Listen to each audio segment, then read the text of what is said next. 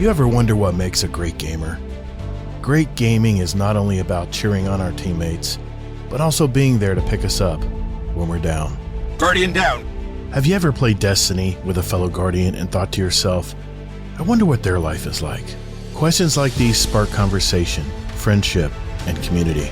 We're a Destiny 2 podcast that focuses on three things: community, news around the gaming industry and Destiny 2, and thought-provoking topics in the game. We're Guardian Downcast. Your stories, your community, your destiny.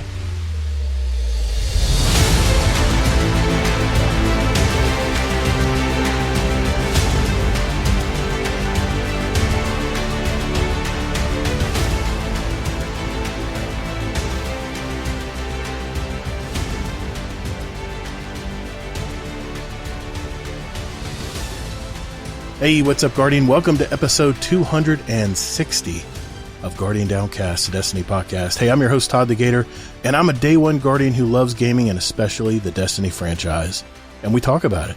In this episode, I have yet another brand new guest of the show. He's been a member of our Guardian Downcast community for about 10 months now, and I'm really curious to hear more about him. Please welcome to the show, Zomb1eP0ps. Hey, man, what's up?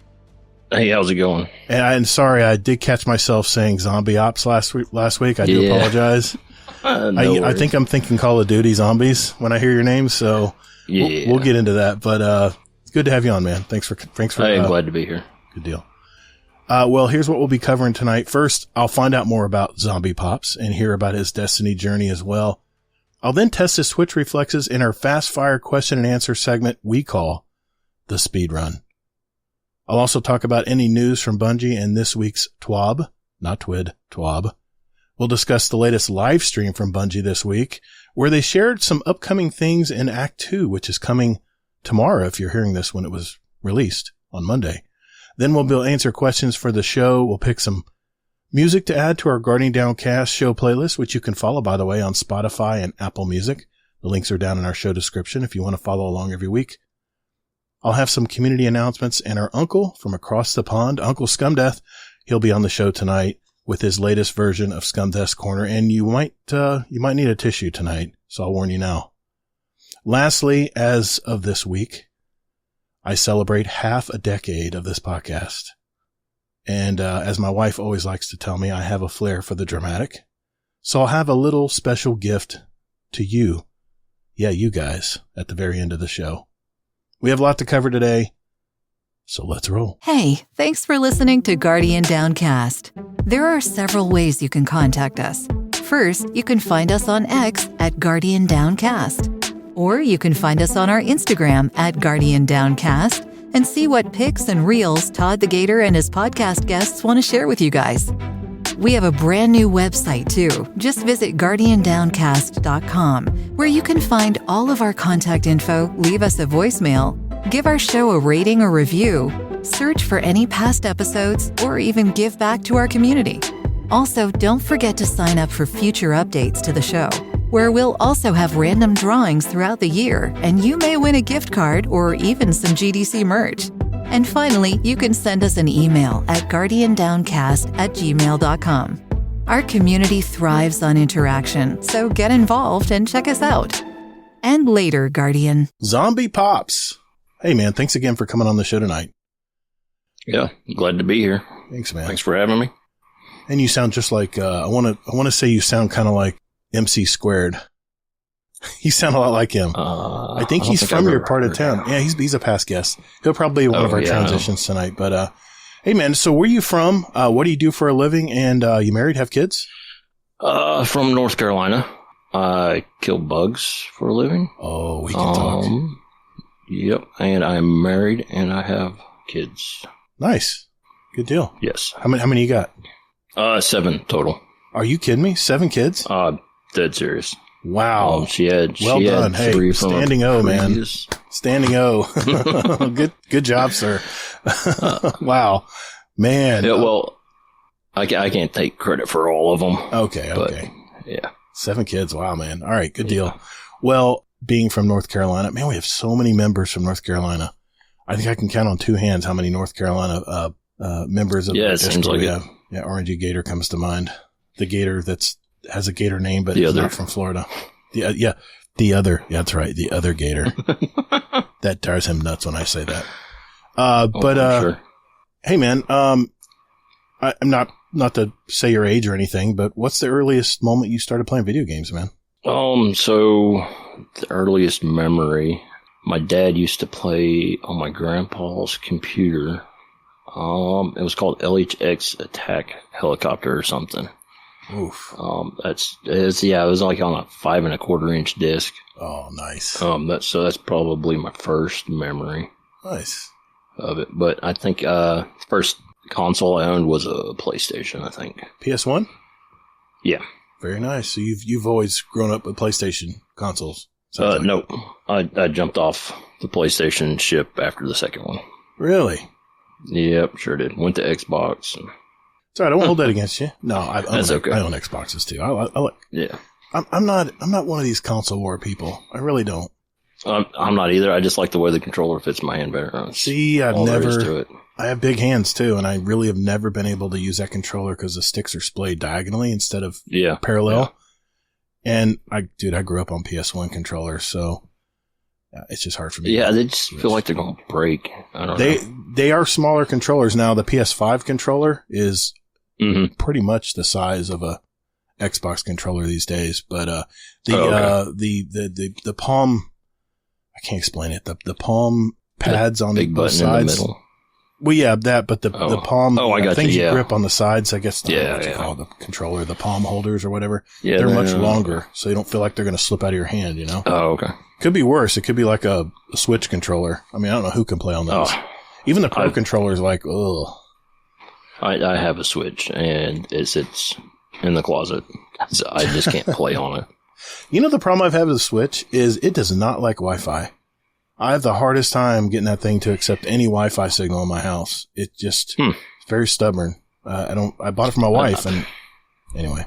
Yeah, I can't say I've tried the Wi-Fi on it too much. So, well, how did you find this game, Destiny, man? Are you a Destiny 1 player day one, or?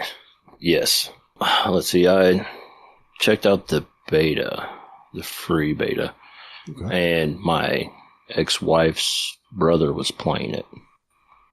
And he talked me into buying it. And, well, I've been hooked since. Yeah, man, definitely. So you've played every iteration of Destiny 2? Oh, yeah. You're like me, man. Yeah. Destiny-itis. Yeah. I'm almost ashamed of how much money I've sent to Bungie. Dude, but here's the thing. Think of, all right, it's $100 a year. Dude, you got 7 kids. You know what stuff costs. You know what entertainment costs, man. You kidding me? $100 a year? If you were to tell me I could put 1,000 hours a year into a game, that's a no-brainer, man. If you figure cost per hour and stuff, I've got well worth my money out of it. So yeah, I take it you're probably not going to the movie theaters much these days. Actually, we went twice in the past 2 weeks. Did you see Inside Out too? Yes, actually. Very cool, man. Yep. What did you think of the movie? I didn't see it, but pretty good. It was, it wasn't aimed towards the younger audience so much. It wasn't. It was more for like preteens, I think. Okay, gotcha. Yeah, because that's it was kind of dealing with feelings and stuff. Yeah, that makes sense. Yeah. I mean, I get it in like the kids older in the story and stuff. Yeah. So you know. So speaking of which, what have you been doing this week, man? In gaming and life, what's been going on? Oh, well, work as always. I managed to do a Shattered Throne run with Rewards and Apex Cuddler. Oh, okay, cool. And then I did a Grandmaster with Tajo. Trade. I think that's how you say it. Yep. And K-Mars. Oh, cool. Cool deal, man. Yeah. So that's awesome. Did you play an Iron Banner this week? I played a little bit for that Pathfinder. What did you think? What did you think of Tribute? Yeah, I'm not a PvP guy. Gotcha. But yeah.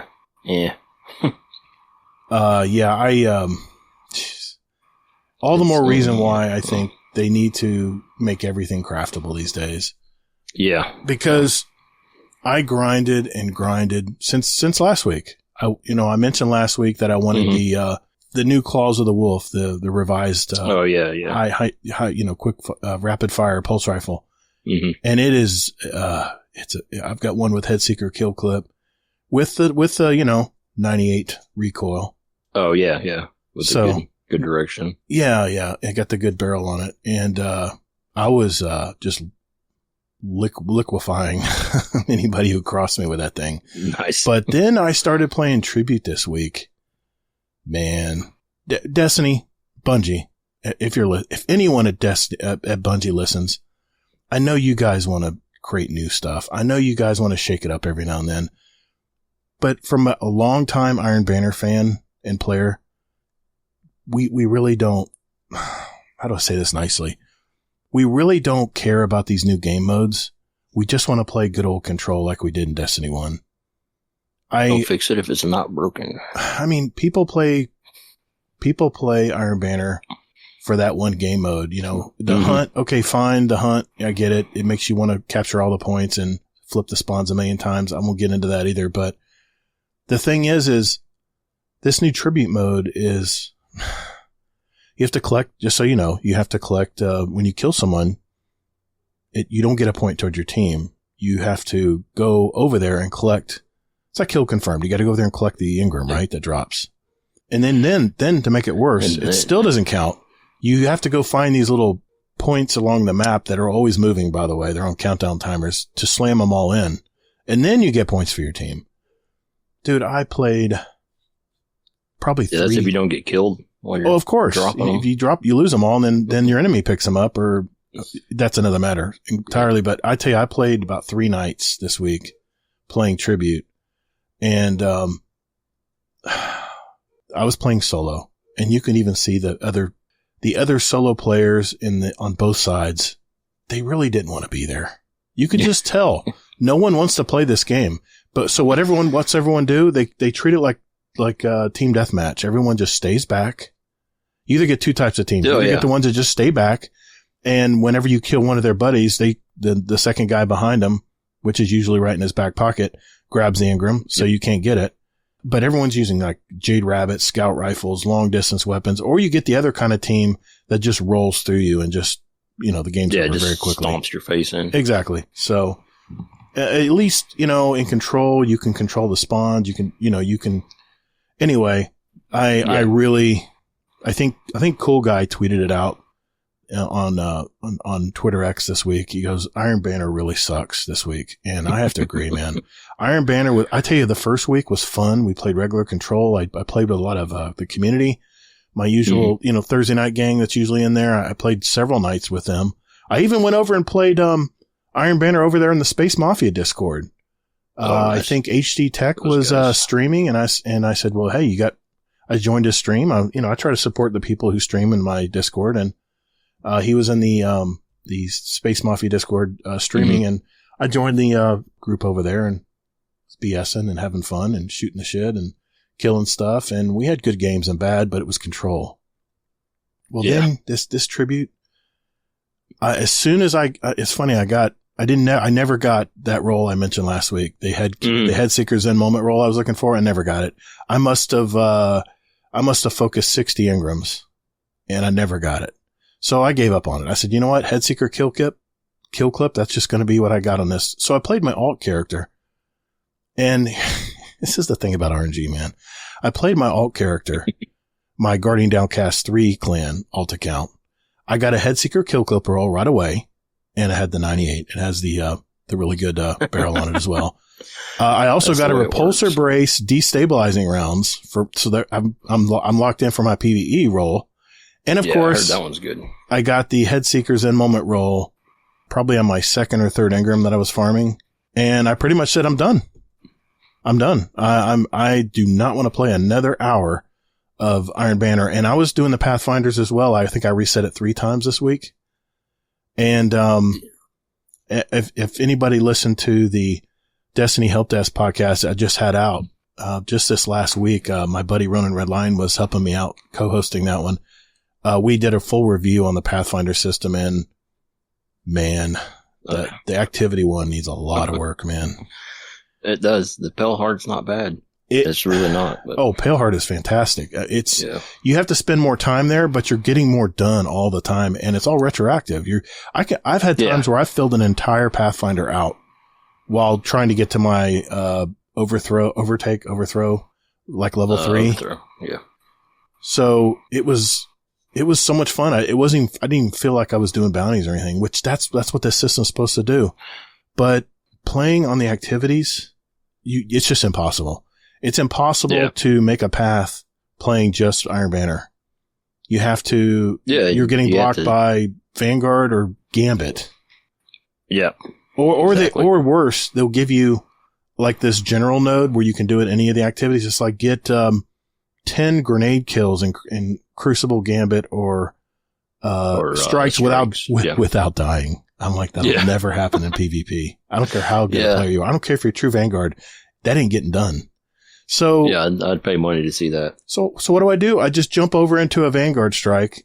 As soon as those bounties are done, I see the little ribbon at the bottom is complete. I am out of there, man. Bounce. I don't want to play a strike. I don't want to play Gambit. I want to play Crucible for the week.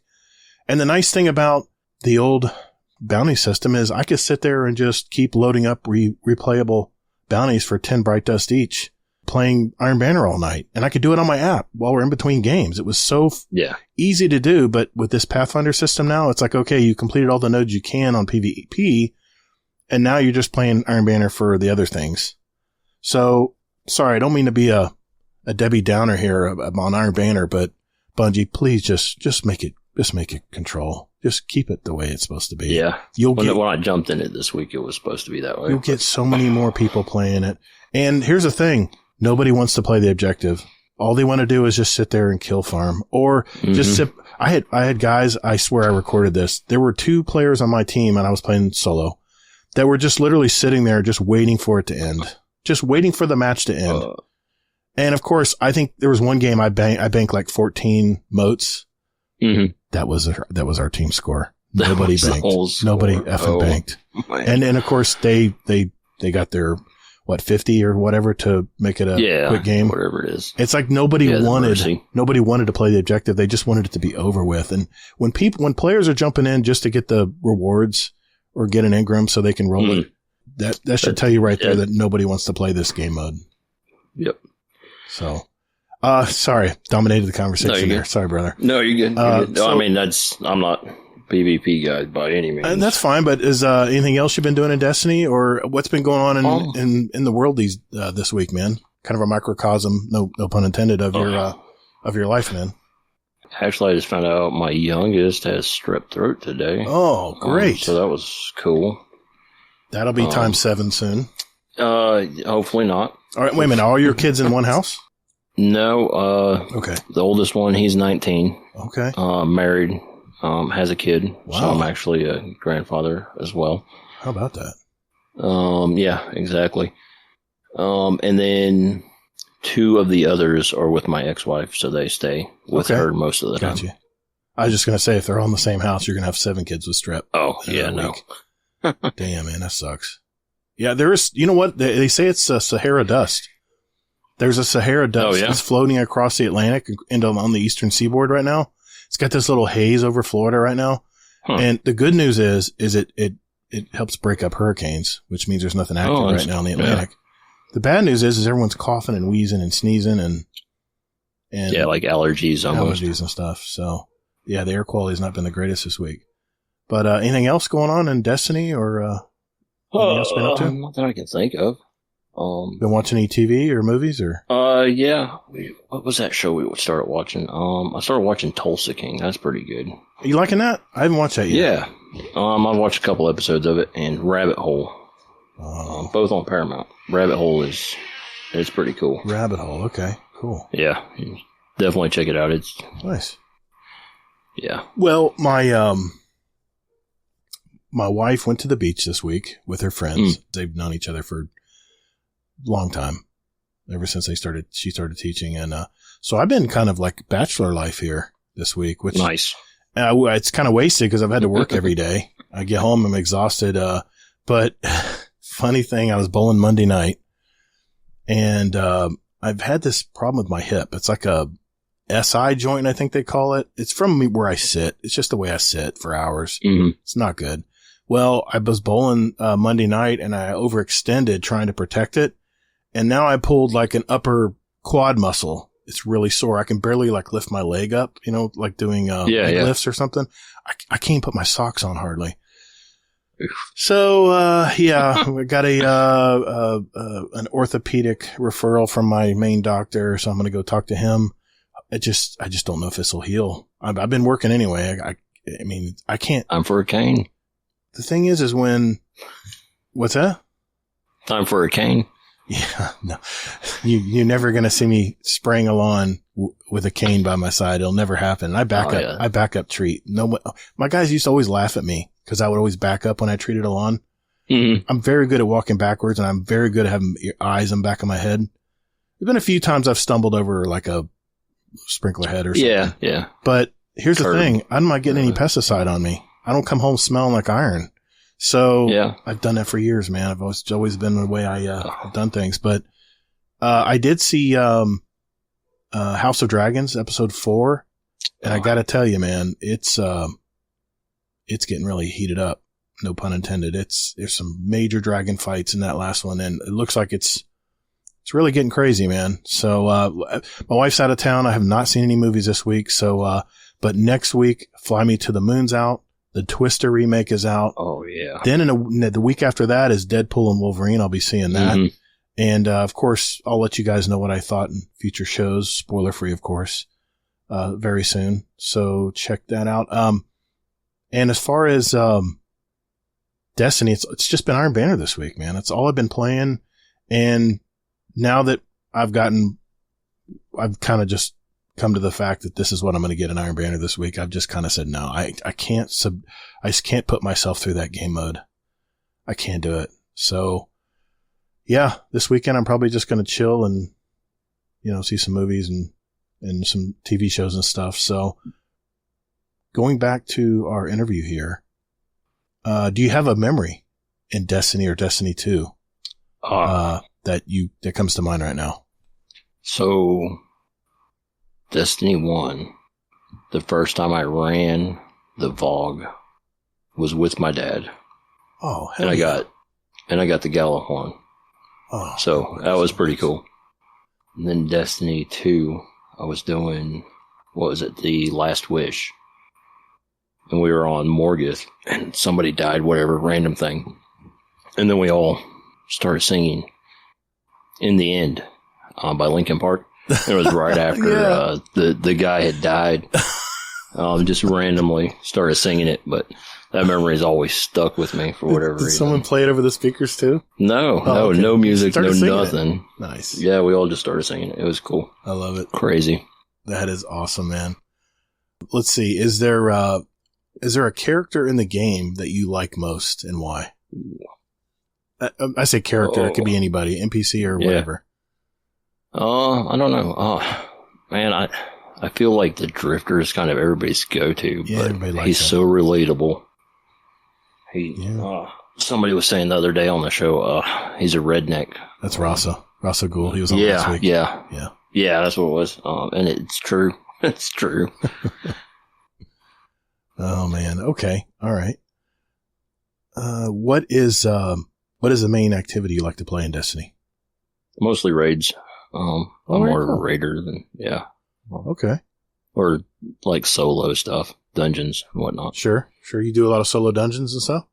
No, I try to. Oh, well, yeah. I'm not very successful. Hey, you're trying at least. At least you're trying, yeah. Yeah. How did you originally find our community? Probably the same way most people do, 2 Titans and a Hunter. Okay. I always got to give them a shout out for. Yeah. Yep. No, I still listen to them. I love those quite guys. often. They're very entertaining. They did a crossover with you and Hazel. Okay. And I heard it on their show. I'm like, they sound cool. I'll check them out. Very cool. Jumped into the Discord and I'm like, yep, I'm hooked. Nice. Yeah, I've had all 3 of them on the show in the past by themselves too. Night Demon and I share that love for Iron Banner, but I think Night Demon will agree. Keep it to the one game mode. We don't need to be sweeping around those game modes. Sorry, I know I keep coming back to that. It just really bugs me. No. It bugged me when I jumped in it. It really bugs me, man. I really was looking forward to Iron Banner this week because my wife's out of town. I was like, I put a lot of hours in. This week. Then I felt just grinding. When it starts feeling like a job, you're looking at your watch, like, geez, you know. So, do you Zomb1eP0ps? Do you do bounties? I do 8 bounties now. That's about it. Okay. I used to. I used to pick up the ones from Zavala, but they went away. So you don't do the gunsmith? Not usually. Okay. I just never stopped in the tower to pick them up. Grab your phone. I know. Yeah, I know. I know. I hear you. A lot of people don't do bounties, and some people just lock in and know exactly what to get every day. It just depends on how you play the game. Yeah. Are you a Titan hunter or Warlock main? Titan, but this last season I dabbled in all three. So. Okay. Yeah, I play all 3 as well. They all have their pluses and minuses. They do. Yeah. But Titans would be your go-to if you had to have your strongest player? Yeah. Anytime I'm loading up for a raid or something, I'm loading a Titan up, typically. Cool. Okay. I take it you like the punchy? You like the punchy boy? I do. Okay. North Carolina, man. Yeah. you guys, man. Crown Eater through and through. Yep, I hear you.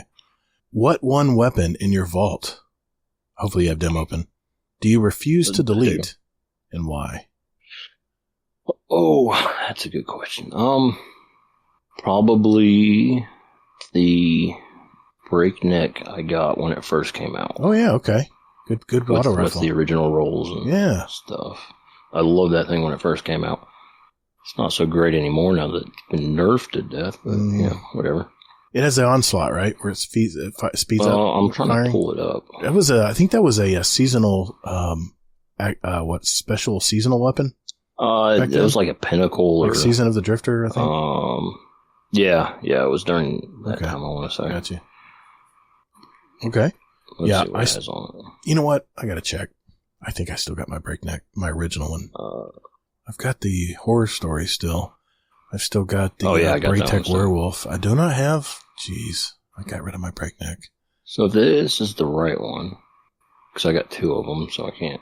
Right. It's got onslaught and subsistence. Yeah. Oh, subsistence. Nice. You just fire. As long as you're hitting something. Nice. I like it. I think it started out as Rampage, though. I can't remember. Okay. Very cool.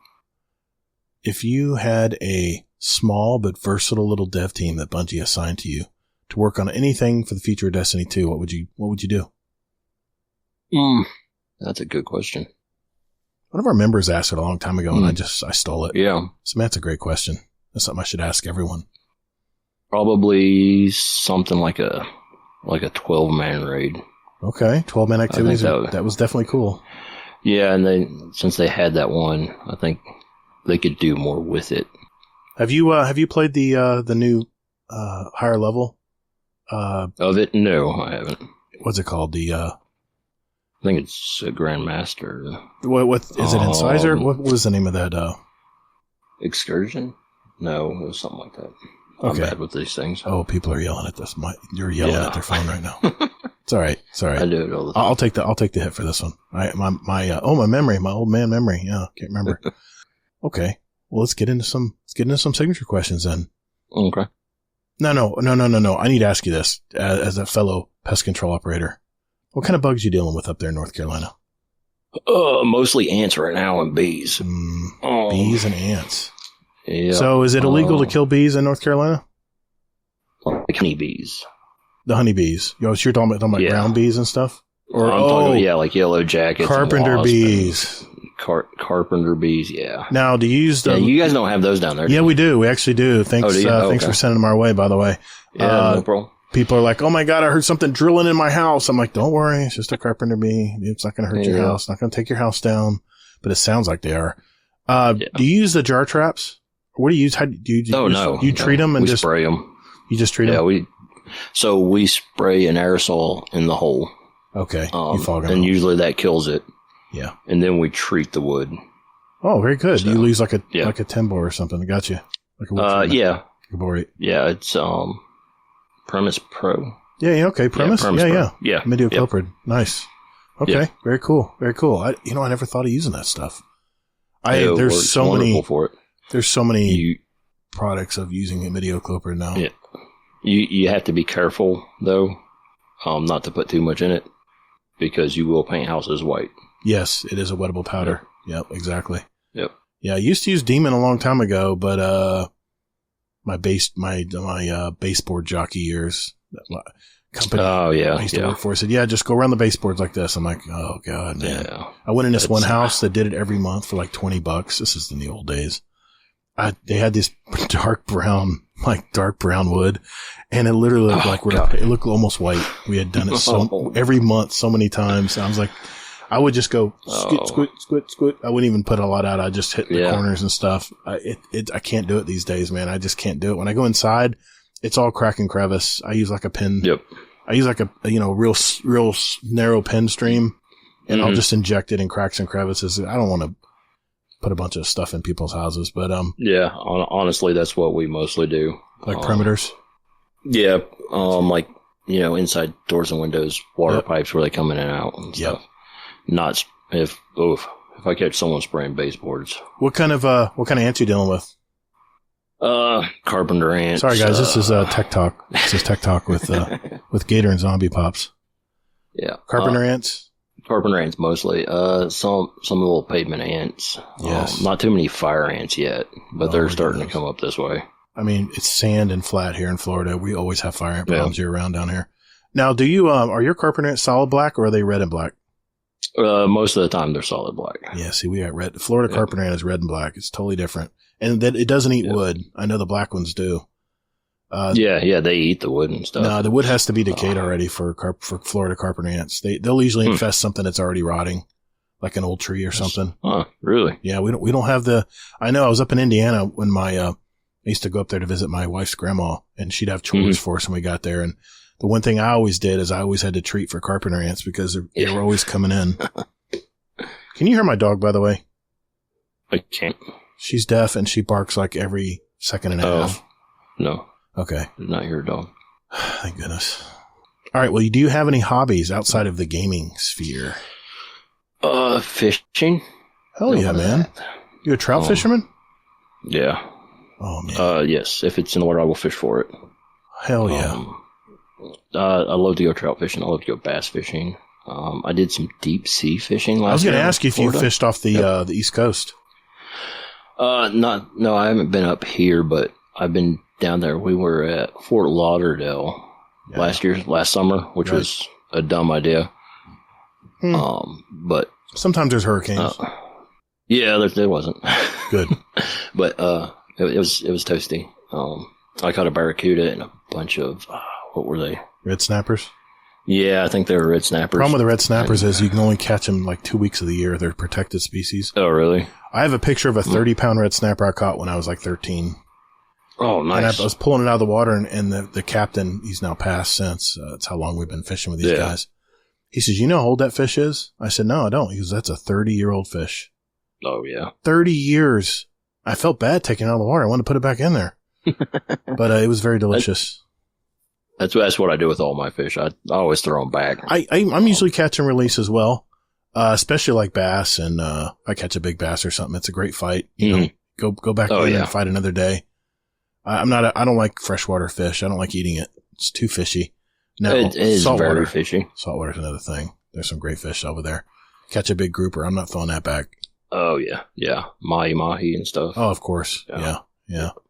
Man, it sounds like you and I have very similar hobbies. Yeah. I've been deep sea fishing ever since I was 13, and we use the same boat. And the captain died, and his first mate took over the boat. And I don't know if he bought it or I think he bought it. I think he just ran it as a business. But yeah, good times, man. What is behind? Oh, I'm sorry, my bad. Zomb1eP0ps, dude. What's up with a gamer tag? So it's really 2 nicknames. The first one, like, I mentioned the LHX attack helicopter, game earlier. You had to enter a call sign for it. Mine was always zombie. I don't know. I was a kid. It happened. And Pops I got from Marines I deployed with because I was like one of the oldest people in the platoon. So they call you Pops. So they always called me Pops. Yeah. I love it. So you served in Marines? Pops was taken, Zombies was taken, so. You served in the Marines, you said? Yes. Thank you for your sacrifice, dude. Oh, yeah. Thanks for being an American worth sacrificing for. Absolutely. How many, how long were you in the military? 9 years. Very cool, man. Wow. You saw a lot, I bet. Yes. You probably have some stories. I guarantee you got some stories. Yeah. Were you in Desert Storm? No. Okay. I went to Iraq. Oh, okay. Gotcha. In 06 to 07. So. That sounds like some of my buddies. They were combat medics. Oh, yeah? Yeah. They were in Desert Storm, though. But okay. I got you. Yeah. Yeah. Crazy place over there, right? Yeah. So that's I once went with some of the greatest people, but. Yeah. I hear you, man. It is what it is. Yep. I hear you. What is one thing about you that our community may not know about you? This is always my favorite question. Well, I was going to say 7 kids. Sorry. Cat's out of the bag. I also have 2 dogs, a yellow lab and a blue heeler. A American tree frog, and a a parakeet we just got. Oh, and a cat. Wow. Okay. So we always have a house full. Now, how did you acquire this tree frog? PetSmart. Really? How big is this thing? It's not. It's like a quarter size? I mean, like it would sit in the palm of my hand. It's a little bigger than a quarter. Okay. About $half. $half? Nice, man. Yeah. Good deal. What do you feed that thing, man? Crickets. Okay. It's funny. Killing bugs all day. Come home to bugs. That's the one thing about North Carolina, man. I go up in the summers and stay in those cabins, and the damn crickets were everywhere. I guess it's because you're on the side of a mountain, I guess, but yeah, typically, and like half the house is in the ground. Yeah. Typically, so it must be a mid-Atlantic thing because Tennessee, my brother has a house in Knoxville, and same thing, man. There are crickets everywhere, especially in the basement. I was like, geez, man. Oh yeah. Yeah, if you have a crawl space, it's a million times worse. Do you do crawls? They make you go under? Oh, we do. We do some. Okay. It depends. If we're doing rodents or something, we do encapsulations too, but okay. I try not to do those. I hear you. Nice. All right. My knees are a little too old for that. I don't do crawls anymore. I'll dust a crawl. You got a nice, good opening and it's not open. It's closed. It's a closed crawl space. We have those down here, especially the older houses. Oh, I'll dust the hell out of it, but then I close the door and I'm done. I'm not crawling. I've been under some crawl spaces where I'm surprised I'm alive these days. Brown recluse, black widow spiders are always in the frames. Yeah. And not to mention, I've had snakes and raccoons, and I tell you one time I was in an attic, treating an attic for, I can't remember anymore. I think it was spiders or something. I was up there dusting and a damn mama raccoon came running at me. Oh, she had 3 little babies, and I guess she was nesting up there and they didn't know it. And dude, all you can do when a rabid, raccoon's got diseases that can kill you, dude. There's bacteria that'll eat your brain. I had to punch the damn thing. And I'm not one to hurt animals, man, but I'm sorry. I punched that damn thing, and while it was stunned, I got the hell out of there, man. Yep. I can tell you some stories too. Do you guys get bats down there? Yeah, we have fruit bats, and it's not really normally a problem. I don't do a lot of commercial stuff. Yeah. I try to avoid the, bird netting and putting up bird spikes and stuff. I don't get into the bird stuff, but we try not to do that. We experience rats, and rats is the main thing I deal with rodent wise, but we've had a few bad jobs. No, they mainly are just flying low around your head at night at dusk, eating mosquitoes. So yeah, that's not bad. I've been trapped in a couple attics with them. It's the guana, the guana, man. That guano. Oh, they get so big down there. It does, man. Yeah. No, not iguana. Guano. The bad droppings. Yeah. I've seen some piles in some attics, man. I'm like, geez, no wonder you guys are wheezing and coughing. You got excrement up above your ceiling here. All right. I'll quit grossing everybody out. Brittany's already turned I'm sure she's already turned the podcast off now. Probably. Yeah, probably. Yeah. Or fast forwarded it. Do you have a motto or mantra that you live by? That'll be our final question. Yeah. So I kind of got two, as well. Excuses are the nails that build your house of failure. Basically, if you come up with excuses, you're not going to succeed. And if you can help someone in need and you don't, it's on you. And if you help somebody who doesn't need it, then that's on them. Gotcha. So that's a good saying. I like that. Very succinct. I like it. Mm-hmm. Well, Zomb1eP0ps, thanks for sharing your life with us tonight, brother. Oh yeah. Thanks for having it. Absolutely. And so that means it's time for the speed run. You ready to do this, man? Oof. Yeah. All right. We got to beat Sith Daddy's record tonight, man. Ooh. He's been up there way too long. That's a tall order. I know it is, but hey, we're going to give it a shot, right? Yeah, I'll do what I can. All right. We'll do that. Right after I get that mandatory bathroom break and then get my dog to quit barking. We'll do that right after this. Call the Praxic Order. Call the Thanatonauts, the Jinsen Scribes. Call everyone so they can witness you. All right. So this segment is called the speed run. This is where we have a database of over 800 possible questions for our guest. And Zomb1eP0ps will have 2 minutes to answer as many as he can. These are short 1 or 2 word answers. And at the end of the year, the guest with the most answer will win a prize and title of 2024 Speedrun Champion. Also get a nice title in the Discord as well. The questions are custom curated by me, so no one can memorize the order, and just quickly answer what comes to mind. Tonight, I'm going to read out the questions from my list, and my female assistant on my phone here will be the timer. Sith Daddy Fresh is our current leader with 49 questions answered. So what do you think, Zomb1eP0ps? You ready to do this, man? Oh, I got to get the big 5-0. 5-0, 49. Yeah. 49 is what Sith Daddy did. So I'll go as fast as you want to answer, man. So it's up to you. All right. So, all right, here we go. I'm getting my questions lined up. Ready? Yep. Here we go. 3, 2, 1. Warlock, Titan, or Hunter? Titan. Favorite Destiny 2 weapon? That's a good question. Red Death. Void, Solar, Arc, Stasis, or Strand? Strand. If you could live anywhere in the world, where would it be? North Carolina. Apple or orange juice? Orange juice. Controller or mouse and keyboard? Controller. Sidearm, shotgun, or sidearm? Sidearm. Strikes, Crucible, or Gambit? Strikes. Are you an AMC Stubbs member? Nope. Quest or RNG? Quest. If you could voice your ghost, who would it be? Sam Jackson. Twab or Twid? Twab. Human, Awoken, or Exo? Human. Poker, blackjack, or craps? Poker. Is Scum Death your uncle? Yes. What is your favorite Destiny planet? Mars. Digital or physical? Digital. Raid mechanic or ad control? Raid mechanic. What's your favorite armor or weapon mod? Substance. What is the best sandwich? Grilled cheese. What armor slot do you use as an exotic? Class item. Kill clip, rampage, or headseeker? Kill clip. Ikora, Kate, or Zavala? Zavala. TV or monitor? TV. What number am I thinking of?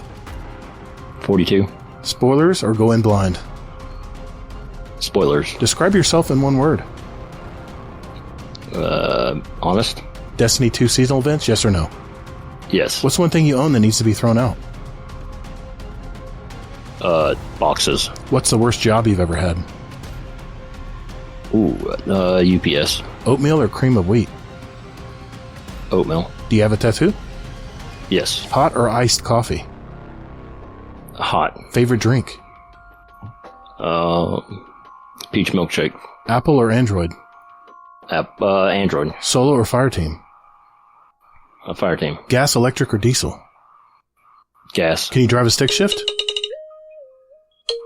Yes. I'll give you a couple more here. Can you Xbox, PC, or PlayStation? Xbox. Do aliens exist? Yes. Favorite music genre? Rock. Star Trek or Star Wars? Star Wars. All right, cool deal, man. Cool. I'll give you 42 on that one. Okay. Not bad. I think that's what Rossa got last week. I was kind of going a little slower than I was supposed to. I was supposed to go a little quicker, but I think the delay on our mic is a little bit. So, Yeah, I had something pop up on the computer, so. Oh, of course it did, right when you're trying to do a timed event, right? I got you. Hey, not bad, man. 42 is nothing to scoff at. That was not far from Sit Daddy Fresh, but Sit Daddy Fresh is still the king. It's still up there. For yet another week. So we'll see how that goes. Hey, everyone, I've got a question for you out there. Do you have a great speedrun question for our speedrun segment? If that's a yes, join our Discord and enter them in our speedrun question ideas channel, and we'll add them to next year's speedrun. Just remember, they need to be yes or no, one or two word answers. Either or questions will also be accepted. And the one long form I like is, what is your favorite? What's your favorite? So at the end of the year, we're going to have 2 drawings, thanks to our patrons, for a $25 gift card of your choice. And you can enter up to 5 questions to go into the drawing. You can enter as many as you like, but we're only going to take 5. So let's get some creative answers out there, guys. And good luck. I know I say this every week, but I really do mean it.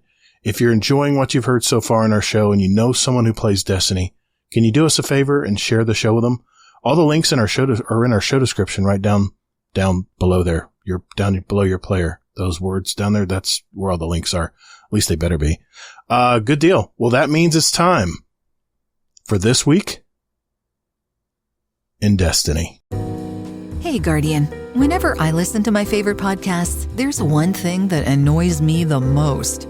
You're really getting into the flow of the conversation when out of nowhere... Are you tired of stains? Do you have grass, dirt, oil, and grease, or even that accidental wine stain? Yikes! Don't put up with stubborn stains ever again. Get Blammo, your one solution for stains. We put this shirt in a tub of motor oil. Surely this is ruined. Ruined, I say! But not with Blammo. 1 capful and presto, no more stains. Get your 1-gallon container today for only $99.99. But wait, what's that? No, say it isn't so. Are you sure? Okay, now just $19.99, but wait, there's more. Now you get this super duper magnifying glass so you can see how quickly these stains disappear. Call now, don't wait. Operators are standing by. Warning, not safe for pets, humans, or any living things on this earth, but call now. Podcast ads really disrupt the natural flow of a great conversation. But thanks to our Patreon community, we don't accept outside advertising or promotion. So sit back and enjoy the show. Oh, and by the way, if you would like to become a part of listener-supported podcasts like this one, go to patreon.com/supportguardiandowncast, or just visit our website at guardiandowncast.com. You'll also have access to over 2 years of audio and video episodes just for our Patreon community. Take care, and later, Guardian.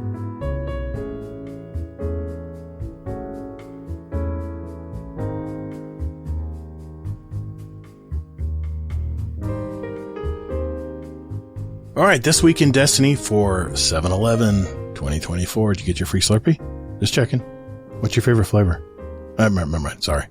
They talked about the Echoes Act 2 developer live stream recap. We're going to talk about it as our topic of the week next, so I'll skip that part.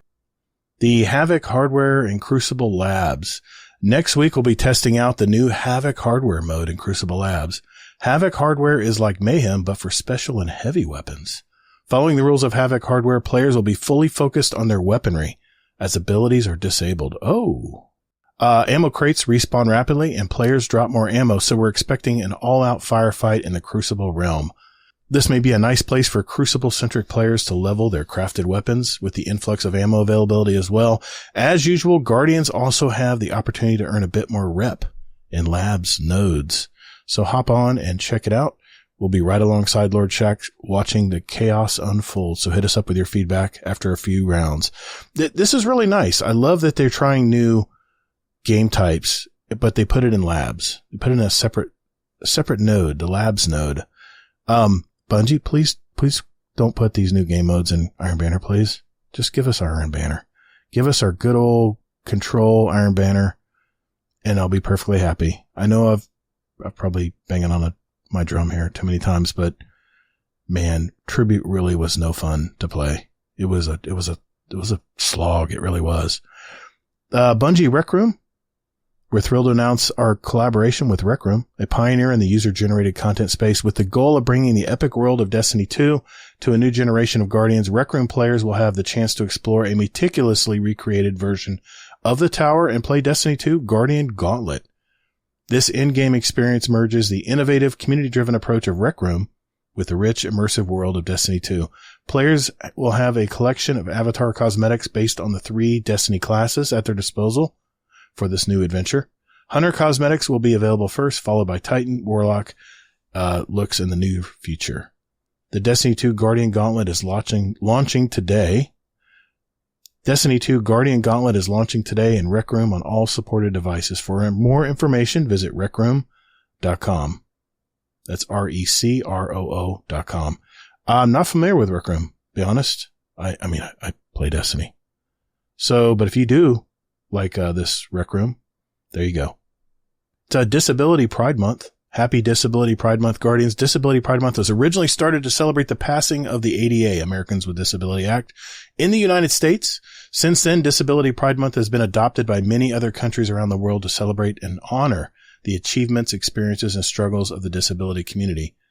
Accessibility at Bungie, one of Bungie's inclusion, diversity, and equity associations, IDAIAS, is celebrating with Everyone Can Play collectible pin and emblem. We're excited to partner with Ability Points, a nonprofit organization that strives to help disabled adults achieve employment in the tech and gaming space. During the month of July, for each purchase of the Everyone Can Play collectible pin, which comes with a matching emblem, $7 will be donated to Ability Points. Get your pin today at the Bungie store or the EU Bungie store. You can also get the Everyone Play emblem for any donation of $10 or more through the Bungie Foundation. All donations received in July will support Ability Points. They do have the link for the Bungie Foundation if you need it here in the TWAB.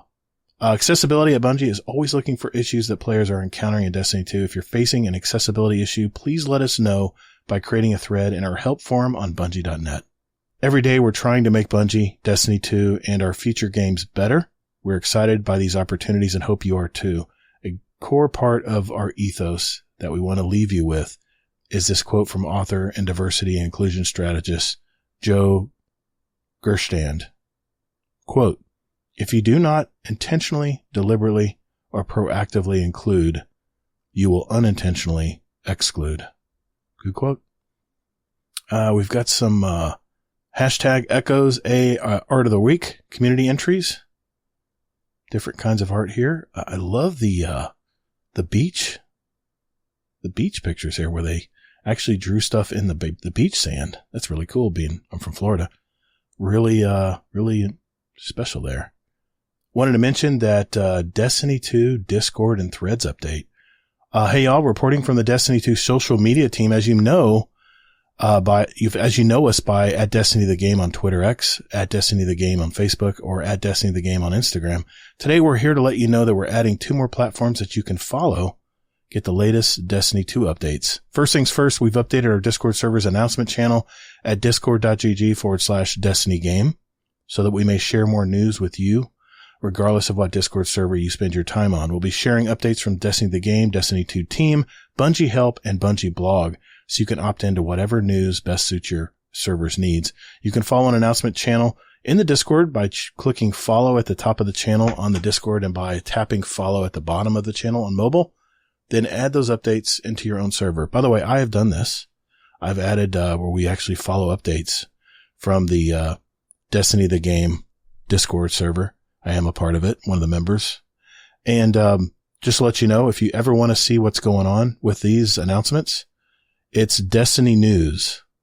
That's the channel to look for any updates in the game.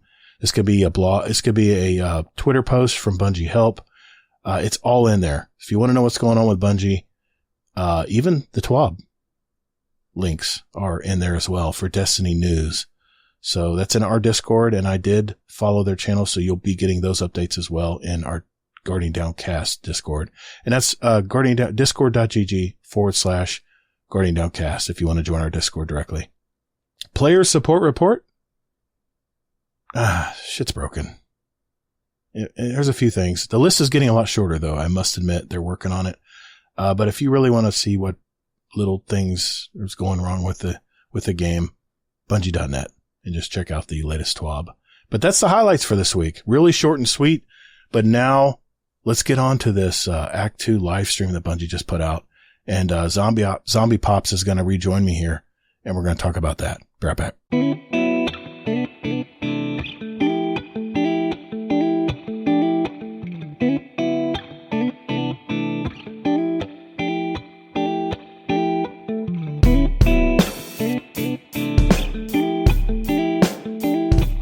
Howdy, folks. This is MC Squared, and you're listening to Guardian Downcast.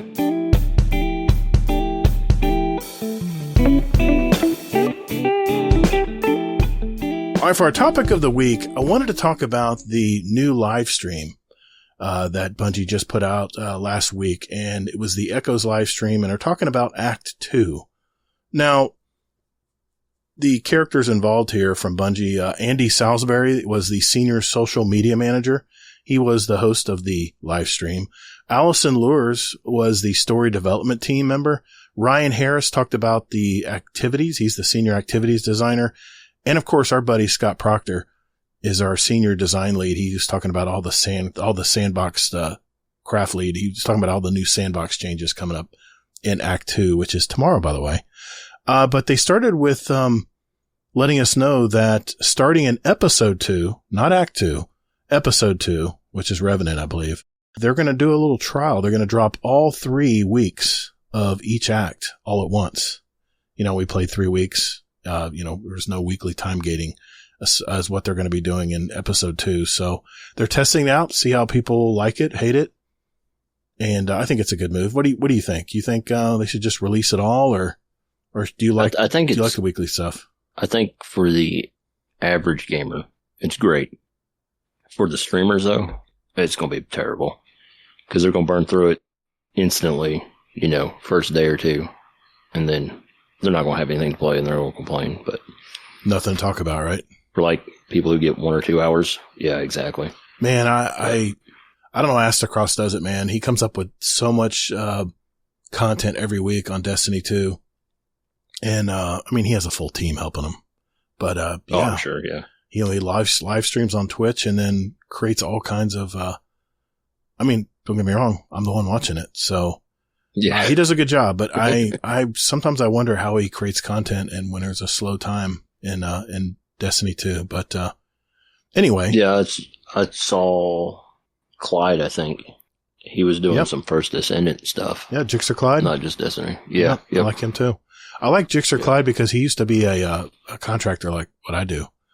He didn't do pest control. He wasn't in the pest management business, but he was a general contractor. He was a general contractor, which that's what my dad does. So when he talks about everything in his streams about, all the stuff he's had to deal with being a contractor, I can relate because I used to be in construction before I was in pest management. Yeah, I companies. did a bit of construction myself. Yep.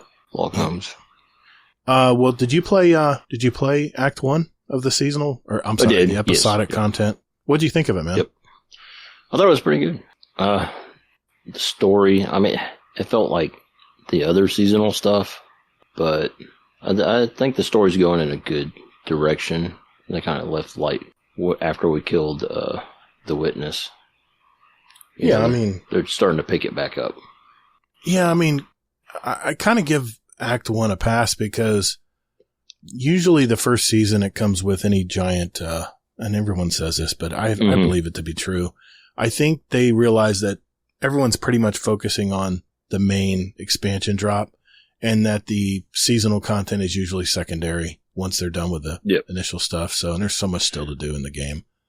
Yeah, I think last Sunday is when I finished the episode stuff. Nice.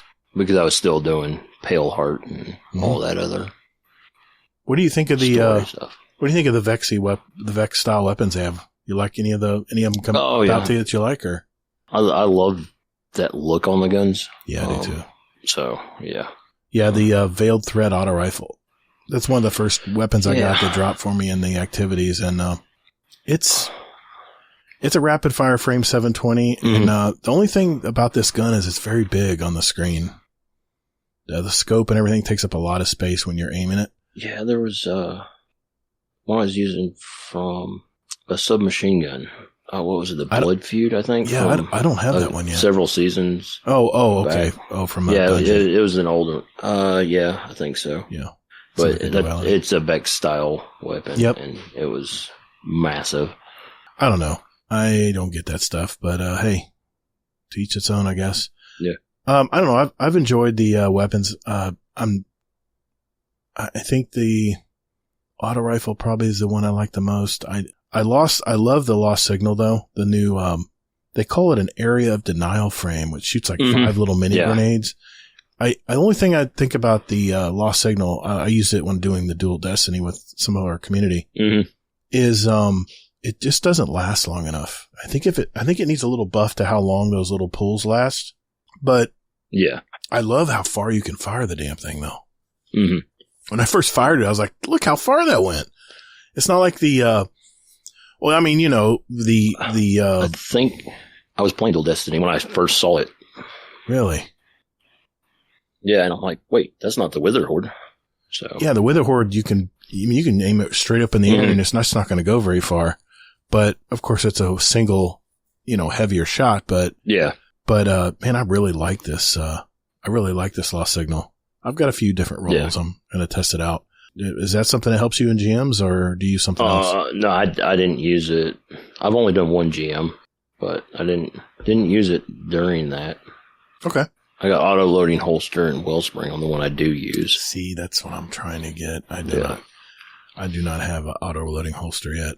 I'm looking at the ones I have here. I have like stats for all. I mean, let's see. Wellspring. Yeah, I mean, all those, you know, that just doesn't get me excited.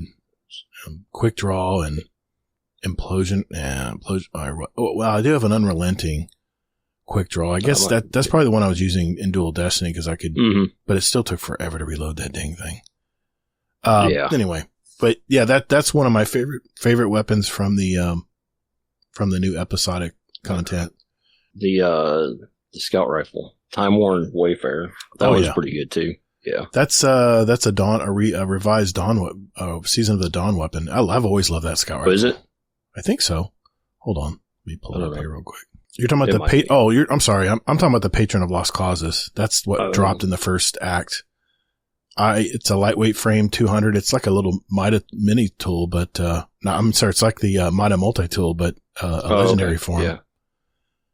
But it's just very steady rounds and just feels good. But what is this other scout rifle? The Time Worn Wayfarer. Oh, yeah. That's the, that's right. That's the energy weapon. That's the new, aggressive, firing, scout rifle, which, by the way, frame. They're going to be buffing that. Scott Proctor was mentioning that. So, yeah, that's going to be really cool. Well, they did talk about a little bit of what's coming up in Act 2. They said that Saint was going to be wrestling with things in his head. He's going to be trying to reason out what's happening to him. The next thing they did mention was, they have 3 new battlegrounds they're going to be adding to Nessus. These are all new venues, by the way. These are not recycled content. Did you see the live stream on the battlegrounds? I did. So, I mean, I like how they're doing it. Like, the 1 leads into 2 and 2 leads into 3. Yeah. But I wasn't a big fan of the battlegrounds, like the whole battlegrounds concept. It just feels like a strike. Well, they said these battlegrounds are going to have like the maximum amount of enemies they can throw at you, which I believe is 40 at a time on one screen, which is insane. That's a lot of enemies. That's cool. I mean, from playing past battlegrounds, they're fun. You know, there's usually, you know, you got 3 sections and then you get to the boss. And one thing they did mention is that these battlegrounds are going to have unique bosses in each battleground, which will be kind of cool. I don't know if that means they're going to rotate bosses every week or whether each battleground has a different unique boss. They didn't really specify, but they did say they're going to have unique bosses in these battlegrounds. So, and you're kind of working kind of to the center of Nessus. You're kind of going down and down and this they said they drained the lake on one of them. Yeah, I think Radiolaria was drained in one area. Yep. Yeah, so that'll be interesting. Kind of changes the landscape and whatnot too. Yeah, and they did say that wyverns are going to be now teleporting. Thanks for that, by the way. Oh, yeah. Those things were hard enough to kill. Yeah, that's what they needed. Yep. And add 40 enemies at a time on the screen. Just, God, please don't let that be they're going to make that one of those weekly. Oh, yeah, like a rotator. Yeah, like one of the rotators. They're going to do that. Where it's going to be crazy hard. But hey, a lot of people complaining there's not enough to do and it's too easy. Oh, it's so easy. It's so easy to play this game. And so there you go, man. They're throwing teleporting wyverns at you. So great. I'm looking forward to that. If you want it hard, it's coming. There you go. They did say the first 2 are coming out on week 1, and the third battleground will be out on week 3. So, yeah. Yeah, that's not bad. They said the bosses actually are going to be the beefiest they've ever been too. So there you go. You want a difficult content. Yeah. There you go. I hope they buff some of the prismatic Titan stuff. Yeah. Yeah, I've been hearing I don't have my class items for my Titan or Hunter yet. I still got to do that part. Right. I got a buddy of mine I bowl with that needs to get his done. So we've been trying to get a time that we can fit in together to get it done. And he works nights, so my schedule's usually I play nights. So it's having a hard time finding a day that's in common that we can knock it out. But they're bringing back 3 new weapons. Well, 1 revised weapon and 2 new weapons for this new Act 2. The first one was called Aberrant Action. It's a solar rocket assisted frame sidearm. Oh yeah. That looks good. I've every rocket sidearm they've put out, I've loved it. Yeah. So yeah, I agree, man. It's nice to have a solar one. Yeah, a solar one with incandescent. I hope incandescent comes with it. That's going to be fun. And Chris Proctor was calling out to look for pugilist, demolitionist, and for you punchy Titan boys out there. Yeah. There you go. Yeah. The second gun is called Corrasion, which is an arc heavy burst 2-round pulse rifle. This gun looks sexy as hell, man. It reminds me, when I look at the frame of it, it reminds me of that one aggressive burst, 4-burst Disparity. It looks just like the Disparity. Oh, okay.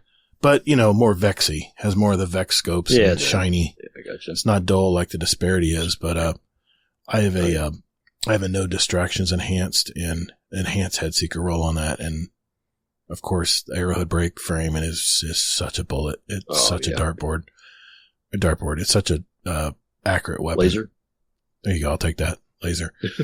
But they did say, of course, Chris chimed in and said, look for Frenzy Volt Shot for PvE, and I'll be looking for that headseeker roll for PvP. I love these 2-burst pulse rifles. I'm using, of course, the 1 2-burst. I don't have the one from Trials yet, but the 2-burst I do love to use is from Revision 0. I love that weapon, man. Oh yeah, yeah. It's it's got the intrinsic anti-barrier rounds built in, even if it's not a mod on your. I know it's a episodic seasonal artifact. Yeah, I know anti-barrier pulse rifles is the name of the game this episode. Currently, but next, they'll change it next episode, and that's when I'll still have my anti-barrier pulse rifle. Yep. That is the good thing about that. That is the best current exotic that's been out for a while now, but that I just love playing with. So, but yeah, that is coming out. I cannot wait to farm for that one, man. Definitely, and it's craftable, of course. Yeah. And then they're going to bring back the old Perfect Paradox, the rapid fire frame shotgun. I remember I got this on shotgun. The Osiris content that came out, the Lighthouse. Yep. Anyway, so it wasn't terrible. I wasn't terrible, but it was. That's the one thing I love. That's one. Actually, I'm not a shotgun guy, but I really love the look and feel of that shotgun, man. So yeah. It's going to have all the past perks, plus they're adding, the new Cast No Shadows origin perk trait. Dealing melee damage increases this weapon's handling and loads a small amount of ammo from reserve. So there you go, Titans. There you go. Yep, that'll help. You'd be definitely wanting to use that. Then they talked about the new seasonal artifact mods that'll be opening up. By the way they open it up, it's not on the end row or a column. It's another bottom horizontal row. So what's going to happen is the bottom will actually open up, and still you only have so many you can choose. So you'll have to pick and choose which ones you want. But I wanted to go over briefly the ones they're bringing for the listeners out there that didn't see the live stream. Anti-barrier sniper is coming out. That's going to be good. It gets better. It gets much better. Authorized mods. The scavenger mods are now significantly discounted. That's going to be good. Incendiary rifle rounds. Solar sniper precision hits. Scorched targets. Still hunt. Whisper of the Worm, anybody? Yep. Exactly. Those are going to be so OP. Yeah. Well, they're going to be OP because guess what? The next perk is Solar Fulmination. Your ignitions do increased damage. That's going to be crazy too, man. And then, just to add to insult to injury here, Sniper's Meditation. Sniper rifle hits grants stacking sniper rifle damage, stability, and reload bonuses for a short time. Heavy ammo sniper rifles, Whisper the Worm, hits count as more than one hit. Guess I'm going to have to go get one of the revised Whisper of the Worm because I didn't think I'd ever need that rifle, but I guess I'm going to have to go run that mission. Get one of those now. Yeah, you could probably solo it. Yeah, I plan to. I soloed all the, I soloed all the, stuff for the exotic pulse rifle. Oh, yeah. The Outbreak Perfected. Yeah, I got the catalyst and all the ship and all that good stuff. So nice. I loved it, man. I just locked in and trial and error, just got it done. Let's see. There's going to be some new balance updates incoming. Aggressive scout rifles, like we talked about previous, scout rifle from this season, this episode is getting a 30% buff across the board. Oh man. I hope that's not in PvP. I doubt it, but if it's in PvP, then oh my God, that damn gun's going to be back. Yeah. Yep. Anyway, people will be hip firing from across the map and I'll be dead in 2 shots. Why it got out of the PvP. You try to counter that stuff and it's kind of fun to figure out how to counter stuff in PvP, but it definitely can be frustrating. Ariana's Val, the exotic hand cannon that's kind of a sniper rifle, is getting a 67% buff. All right. So they really want us to use Ariana's Val. And they said that also Chris Parker was mentioning that they made additional enhancements to that weapon, I think over the Into the Light before Final Shape came out. So it's already got some good perks that have been improved on it. So less flinch in PvE, 50% reduction with the Ariana's Val. Oh, yeah. And they removed penalties for adept mods on all weapons. So that's good to hear. Oh, yeah. Let's see what else they did here. We're talking about the sandbox changes coming. The increased reserve ammo for special and heavy weapons across the board in PvE only. Don't get excited, Crucible players, by 10 to 15%. That way you don't have to swap mods out. Mm-hmm. But speaking of that, reduce the cost of reserve mods by 1. I think the reserve mods, didn't they already have a cost of 1? Does that mean there's 0 cost now? Does that make sense? I don't know what their cost was. Reserve mods. I don't use them. I actually have used reserve mods when I played Dual Destiny. I can't. Anyway. I can't figure out how to swap back and forth, and I'll end up with the wrong piece of armor on, and sure, it's a thing. Well, just know that it's going to be darn cheap, if not freaking practically free. If not free. Mods. Yeah. And then they talk about the new Solstice event armor. The Solstice event will be going on during Act 2. It's going to be over the fall, basically. So, early fall. Yeah. So, Solstice event's coming out, and they showed the Warlock armor, the Titan armor, and the Hunter armor. Which of those 3, I already have my answer, but which of those 3 do you like the best? Your Warlock's finally got thrown a bone. Dude, I don't know. I'm thinking the Warlock's the worst of the 3. Really? Dude, that Titan helmet? The Titan helmet. That's about the only thing I would give the Titans. Really? Yeah. Okay. I don't know. Maybe it's just the look of it. But maybe. I mean, it's got a nice digital eye across it, man. That is so cool. Yeah. And that Vexy, theme. I think it's the leather look. Oh. To it I get that adventurer. They said that in the live stream, like an adventurer look. I could see that. I like that. I like that look. So far for me, armor-wise, I really love last season's Guardian Games armor. I still wear it. Warlocks don't, we don't have that drip like Hunters and Titans do. Yeah. We just, we get the shaft half the time when it comes to, we get this weird looking armor sometimes. I'm like, I'm not wearing that, man. No way. Yeah, like I said, this is probably the best looking, I think, for the Warlocks in a while. You know how Solstice is going to go, man. I'll be playing all 3, but I like about the Solstice event, and we'll talk about it as it gets closer on the show. I love how you get these objectives done and you upgrade the armor from like blue to gold to like platinum or something. I can't remember exactly, but they show you the 3 versions in the TWAB this week, and does look good, man. I got to admit. Oh, did they show the 3 versions? It's in the TWAB. I didn't see it. Yep. But yeah, it's oh yeah. Yeah, man, it looks good. It looks really good. All 3 of them look decent, but I even like the Hunter helmet. The Hunter helmet looks really good too. It just has a really cool look. I think, honestly, in my opinion, I think the Titans won this one. Maybe a close second as Hunter, but the Warlock, to me, I'm not jiving with that helmet. I don't know, something about the helmet, but the armor, you know, the rest of the armor looks decent, but the helmet just isn't selling it for me. So what do you think, man? What do you think of this live stream overall? Any pluses and minuses you take out of this?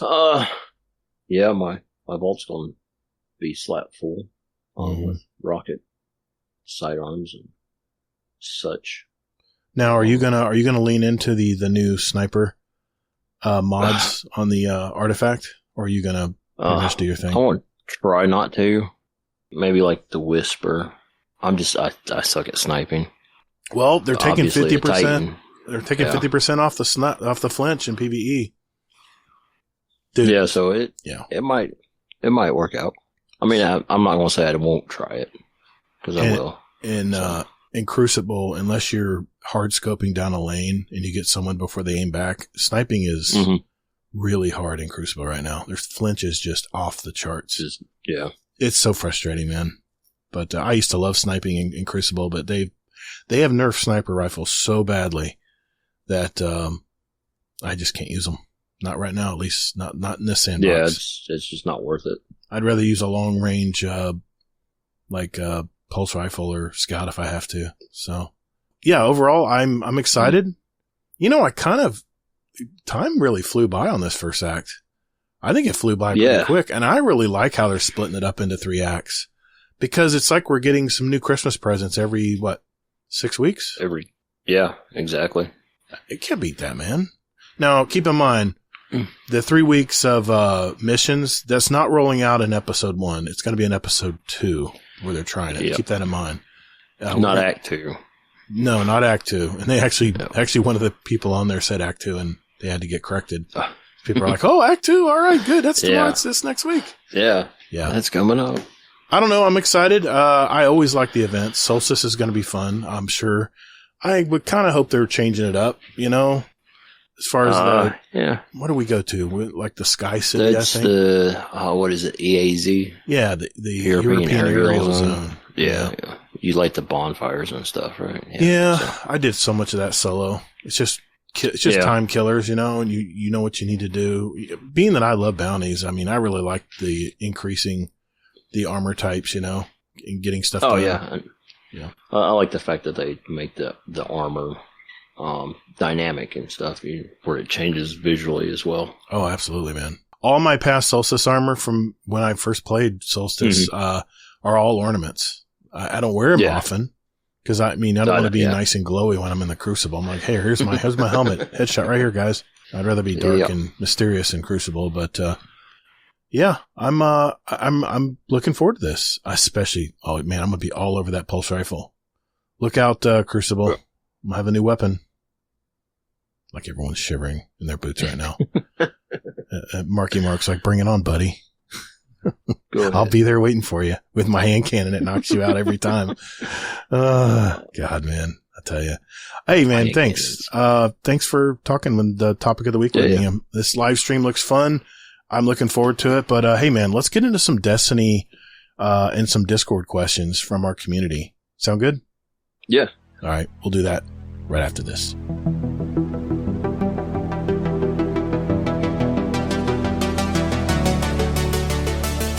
Hey Guardians, would you like to send a question for the show to us?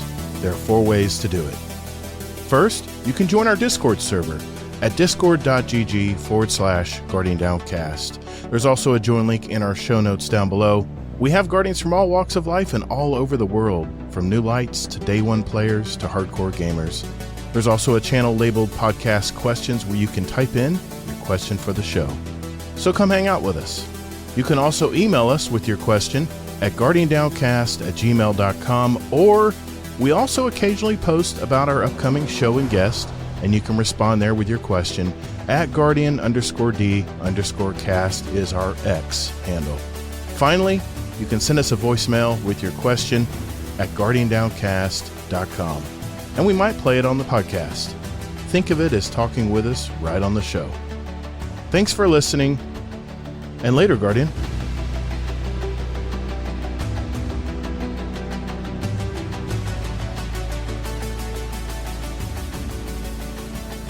All right, boys and girls, it's that time of our show where we get our questions from you guys. So we're going to start with questions for this show, and we're going to start out with a new patron, Steel Zealot. Question for the show: favorite horror movie and why? I'll direct that to you first, since it's okay. Favorite horror movie? Probably the was it Nightmare on Elm Street? Because I mean, you can always avoid it. Camp Crystal Lake or whatever it was where Jason was. Right. You don't always have to go stay at the Bates Inn Motel. You always have to go to sleep. Always. You like horror movies? Yeah. Okay. Mostly. You know, the horror movies I don't like are like Rick and like Mind F's, you know, like yeah. The culling and the movies like Paranormal Activity. Hell with that shit, man. Yeah. Blair Witch Project. No. Blair Witch. No. Oh man. It wasn't even, there was no jump scares. It would just mess with your head. Yeah. So I watched that in an empty house when I was when it first came out. I was a preteen or whatever. Oh. And yeah, I'm like, nope, this is rough. And of course, when it was released, you were under the impression it was real. Of course. Yeah. Favorite horror movie? I'm going to go with Friday the 13th Part 5. That was the first Jason movie I saw, and my buddy from high school brought me to it. I've never been so scared in my life, man. I know it was the 80s. I know. But back then, man, you got a hatchet to the face or whatever. They showed that stuff, man. And even though you look back at it now and you just laugh, but back then that shit looked real. And I've never, ever been in a movie theater where I've got my hands over my face, like peeking out. But it's the first time ever I did that. And I had to be careful because my buddy was going to rag me for putting my hands over my damn face. But I scared the shit out of me, man. And of course, I got interested and I watched all the other Jasons because I wanted to know what I was missing. So yeah, that would be mine. Tajo Trade, speaking of which, has a question. Oh, Tajo. When you gonna take that Red Death off and help some DPS in Warlord's Ruin? LL, must be that Titan brain. I like living. Survivability, man. They need to buff the prismatic. They took our hammers away. It's rough right now for Titans. That's all I got to say about it. Okay. You'll never get sympathy from me, man. Sorry. Yeah, Damn hammers bonk me on the head on Crucible all the time. Yeah. Red Death, man. I've used the Red Death all through the Legendary campaign. I couldn't take it off, man. That is the one weapon I use the most in Destiny 1. And supposedly there's a did I get the new red? Oh yeah, I did. When you get to level 100 on the season pass, you get the get the cosmetic, Yeah, you get the original Red Death. I'm rocking that. I'm rocking it too, man. Definitely. I haven't used Red Death lately because I tried all kinds of different weapons in Iron Banner, and I was surprised. There were a lot of weapons, a lot of pulse rifles were working good, and I don't know.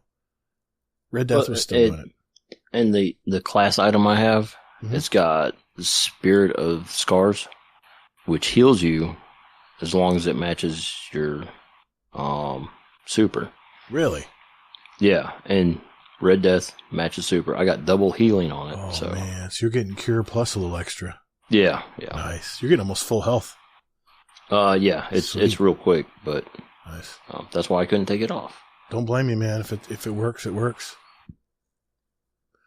Escuse has a question. Question for both of you. What is a pizza topping that most people hate, but you secretly love? I'm very mainstream on pizza. You got one? Maybe that people hate? Yeah. I'll probably get hate about this, but pineapple. And yeah, Oh, it's so good on a pizza. Oh, I have God. spent time up in New York, and they don't. Good luck finding a pizza place with pineapple on it, but Okay. that's probably I don't know, one of my favorites. Yeah, I don't like fruit on my pizza. Tomatoes are fruit. Yeah, I don't like raw tomatoes. I'll take the tomato sauce, but I don't want raw tomatoes on my pizza. I always hate that. I don't need the skeletons of the tomato hanging on my pizza. Sorry. Yeah. I don't need all the flesh. I just want the sauce. Grind it up and then put it in the pizza. Yeah. I don't want my tongue touching that stuff. So, I like green peppers. I mean, I'm very mainstream when it comes to pizza, man. I usually, my perfect pizza when I order, in fact, I just ordered pizza this week because my wife's not here. I said, man, I'm doing takeout. I'm doing delivery. Yeah. I had freaking Tijuana Flats, Megawana tacos delivered. Here's a cool thing, man, about this an aside here. I was working today. I was busting my butt over in an outside part of town. I was like, I really don't want to make dinner tonight. This is how cool modern life is right now. I went to the Tijuana Flats apps. I don't know if you have a Tijuana Flats up there, but we don't. No. It's a Tex-Mex place. Very, very good tacos. And, they started here in Orlando, but I think they've spread out to the southeast now. But, I went to their app. I ordered everything I wanted for dinner tonight at 10 a.m.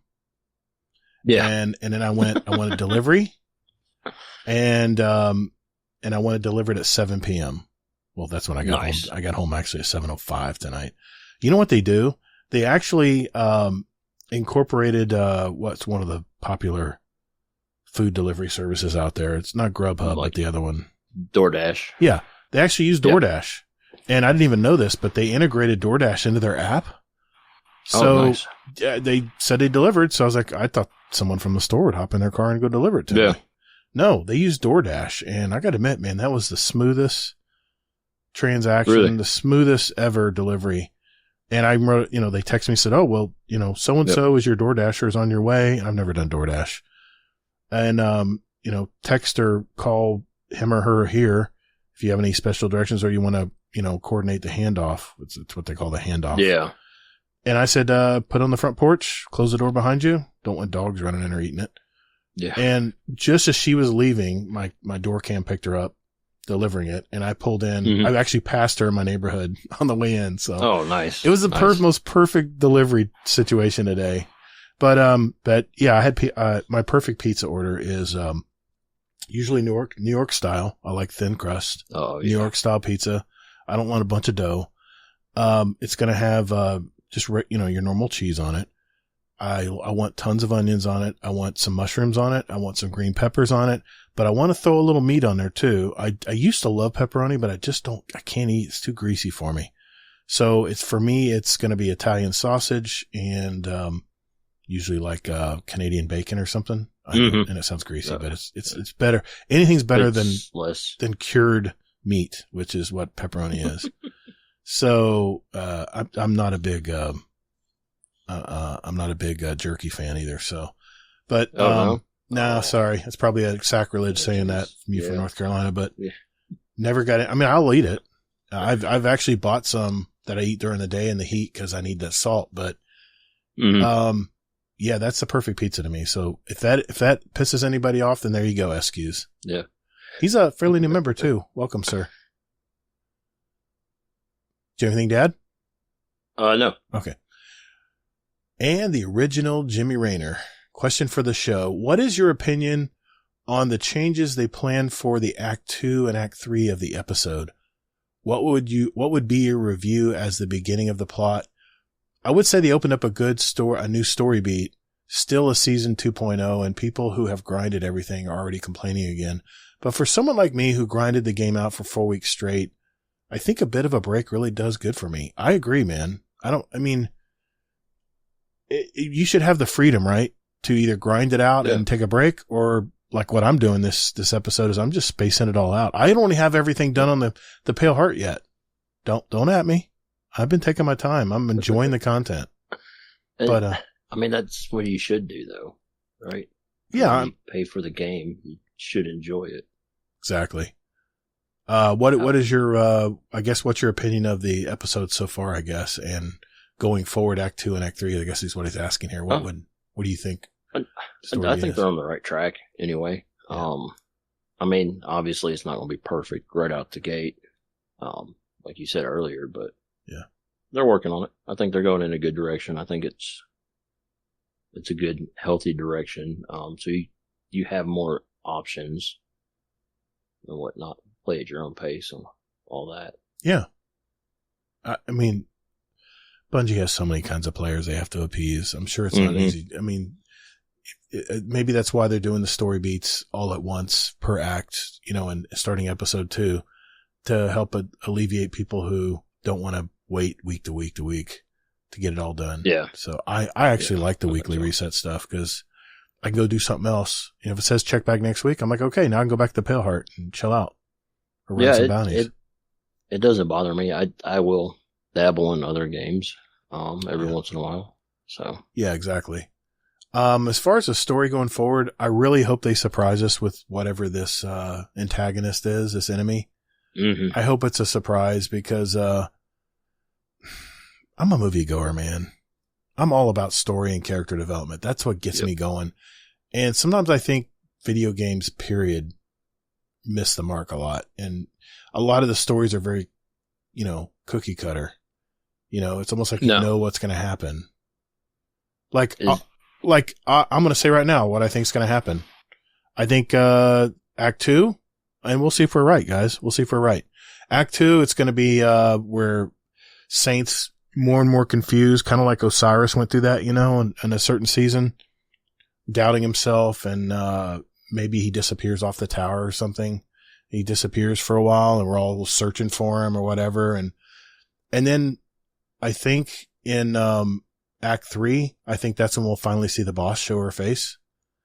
And I think she'll probably maybe capture Saint, because he's already been captured once and is mind drifted and stuff. And I think maybe I'm guessing is she, the boss, will capture him and try to, I don't know, convert him into something, her slave or something. I don't know what her goal is here, but Bungie, please surprise me. Please surprise me and say it's not going to just be this, and then we kill her and she's done. Yeah. I mean, they have surprised me in the past. So, I mean. Okay. Oh, let's hope so. But I think they're doing what they can because they know. I don't know. It's like down to the wire for them, Well, I mean, think of it this way, Zomb1eP0ps. They have to keep our attention throughout this rest of this year and have of course, they're going to have the seasonal activities and stuff, and of course, the events, the special events throughout the rest of the year. But they got to keep us involved in what's going on. Mm-hmm. And then, of course, it's Frontiers next year, which I still think is going to be more episodes. Oh, yeah. I think it's going to get us ready for the new Destiny game. That seems to be everyone's thought right now. Yeah, and it might be. And that's, we've had, 6 years of this game? Specifically? Yeah. Of Destiny 2? Well, actually 7. It was 3 years of Destiny 1, and we were in our 7th year of Destiny 2. Yeah, that's right. So yeah, exactly. So 7 years without, a major overhaul or anything like that. Yeah, exactly. Let's get into some Destiny questions here. Mick Maximo had a Destiny question for us. It's a good question. He says, Bungie has made several quality of life improvements in the past few years, but if you could have them add one more to make it even better, what would it be? Like a theater mode. Oh man, preaching to the or choir. Like raids and like PvP. So other people could maybe watch while you're doing it, or you could go to a playback, maybe. Mm-hmm. See what went wrong, what you did right. I think, but I think they've done a lot of improvement since since the beginning anyway. Oh, of course. Quality of life improvements have definitely been better. Yeah. Two fronts. Lettuce farm bright dust. And if that means if we have to dismantle that 50th ship or ghost that you gave us from getting the special Ingrams for Eververse, if you please will let us convert those to bright dust, that would be great. Thank you. Please. I think overall we keep getting less and less bright dust every season. Or be able to buy it with glimmer, maybe. I don't know. Yeah, that'd be great. There's some way to get it. I'll take it, Yeah. man. I'll glimmer farm to get bright dust. Yeah, Hell yeah. They'll never do it. Hazel used to always say they'll never do it. Oh yeah, no. Yeah. But another thing I think they need to do, and I'll get it back up on my soapbox again, just make all the weapons craftable. I still think they might do that. They keep alluding to some big quality of life improvement at the end of and towards or into episode 3, the one involving Savathun probably, or Zivu Wrath. I have a feeling they might open up the floodgates and let us just craft everything. They're already now, which is really cool. You can already get enhanced perks. You can enhance weapons now. I think we're already heading that way a little bit. I mean, I agree. Yeah. We can't swap barrels and stuff. So that's actual crafting. You can swap out barrels and loading perks and stuff like that. But enhancing a weapon, which I have done on the Claws of the Wolf, on several of them, it's a little costly, but I think it's worth it. But you're getting enhanced perks. I enhanced several of my weapons from the Brave set or whatever it was. Oh yeah. From the Yeah. It does get costly, but I mean it's a trade off. I agree, man. I think they're heading that way. Either that or have it where if you made everything craftable, think about your vault. Right now I'm looking at I'm looking at my alt account. So, okay, it's a little off, but, I have, 1, 2, 3, 4, 5, 6, 7, 8 of the new auto rifle, the no hesitation. I got 8 of them sitting in my vault because I need the harmonic balancers if I want to craft it.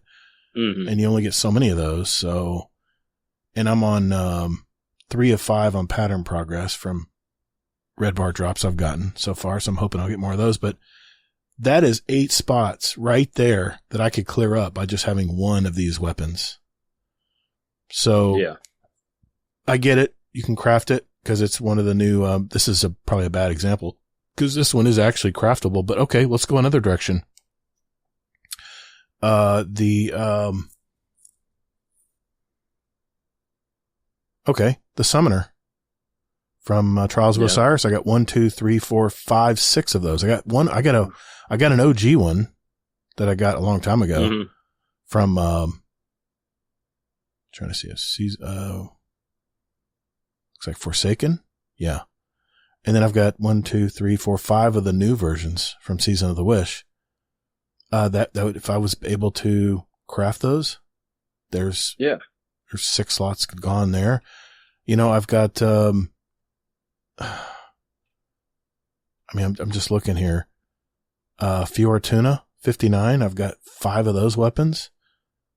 Okay. I'll give you a good example. How many Ergo subs do you got? How many who? Ergo sums. The swords. I got a lot of those too. I've got, Ergo sums I'm on my alt account. On my main account, it'd be different.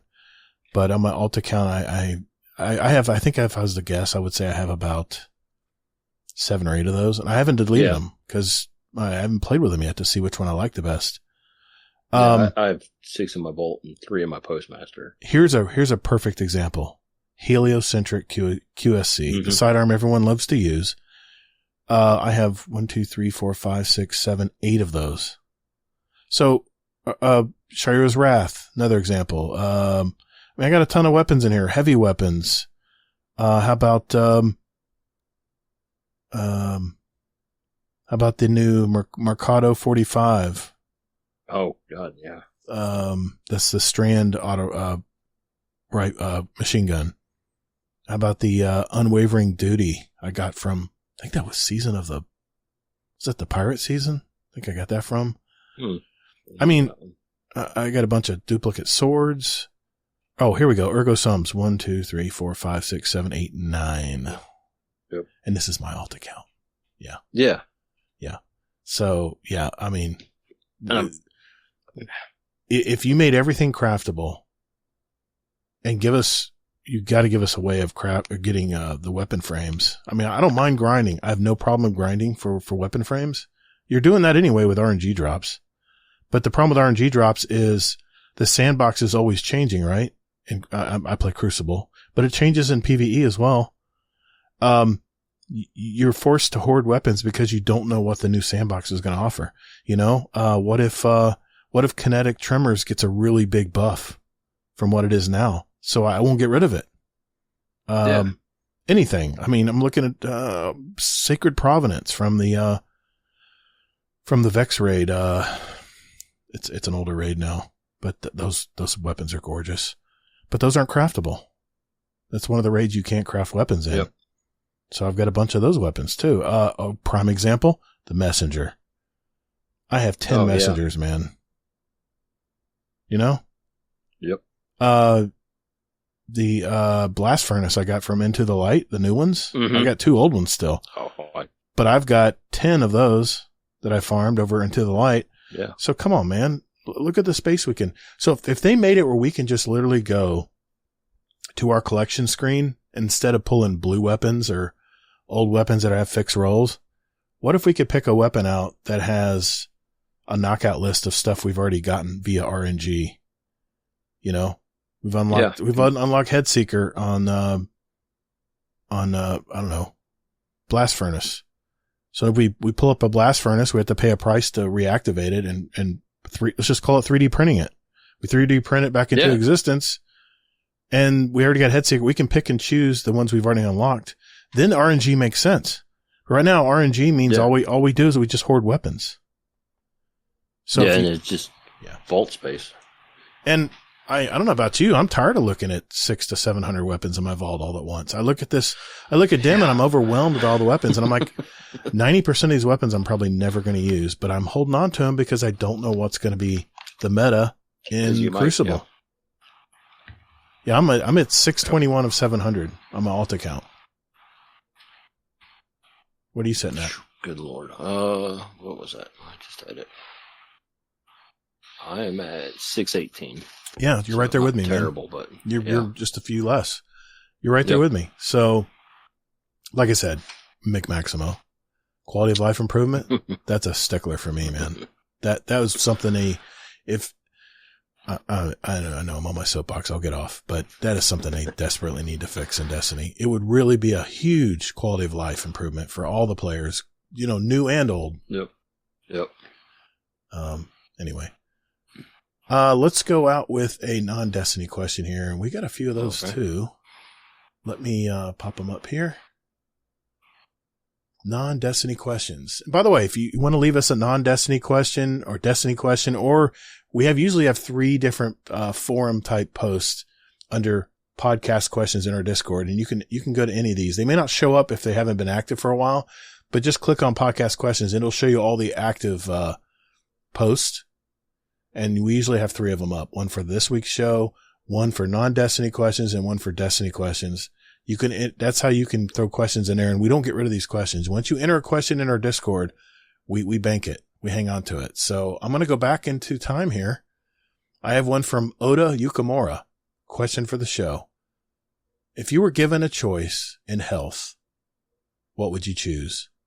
A, live to be 1,000 years old, but you're 500 pounds of fat and skin. Or, number 2, live to be 99 years old, but you have the perfect Hollywood body, buff, 6'2", and beautiful. Your choice is set in stone and your physical features cannot be changed. Both options are functionally immortal, except for the set end date and any physical damage you take, like jumping off a building. Which one are you choosing there? Oh, I'd go with the second one. I don't want to live that long. 1,000 years, man. I don't want to be that fat either, honestly, but I'd be like, you know what it reminds me of? Starship Troopers. Starship. You remember the big, giant, smart bug They had they had like little crawlers that would move it around. That's what I feel like if I was 500 pounds, fat and skin. I was 1,000 years old. I'd be very wise. I'd have a huge brain, but damn. I mean, I don't know. I wouldn't want to live that long though, because your family and friends and just everything. That's true. That's true. Yeah, I'll take the 99-year. Hell, if I lived to 99 years, man, I'm happy. And if it came with a buff body that I didn't have to work out and diet and even all that better crap, I'm there, man. Yep. Good deal. Let's go with one more here. This is from Hades. Man, where's Hades been? Ooh. Hades, where the hell you been, man? That's our UK member. It's one of our mods as well. Question for the show. As we didn't then, who did start the fire? And it is the fire that keeps the world turning. Song reference there. Billy Joel. Oh, they came out with a new version of it too. Did they really? Jeez. Yeah, they did. So who started the fire? I don't know. Jeez, that's actually. Well, since it was just the 4th of July, I'm gonna say the British. There you go. Hey, it's your fault. You might get upset with that, but you get mad with your own country, man. Yeah. You guys did it. You started the fire. There you go. Oh man. All right. Well, hey, thanks everybody for putting your questions in, and hey, don't be shy. Send us a question for the show. You can go to guardiandowncast.com. All the contact info is in there. You can send us a voicemail that way as well. You can email us. And of course the Discord. That's always the easiest way to send us a question for the show. And you never know, we might read it out on the show.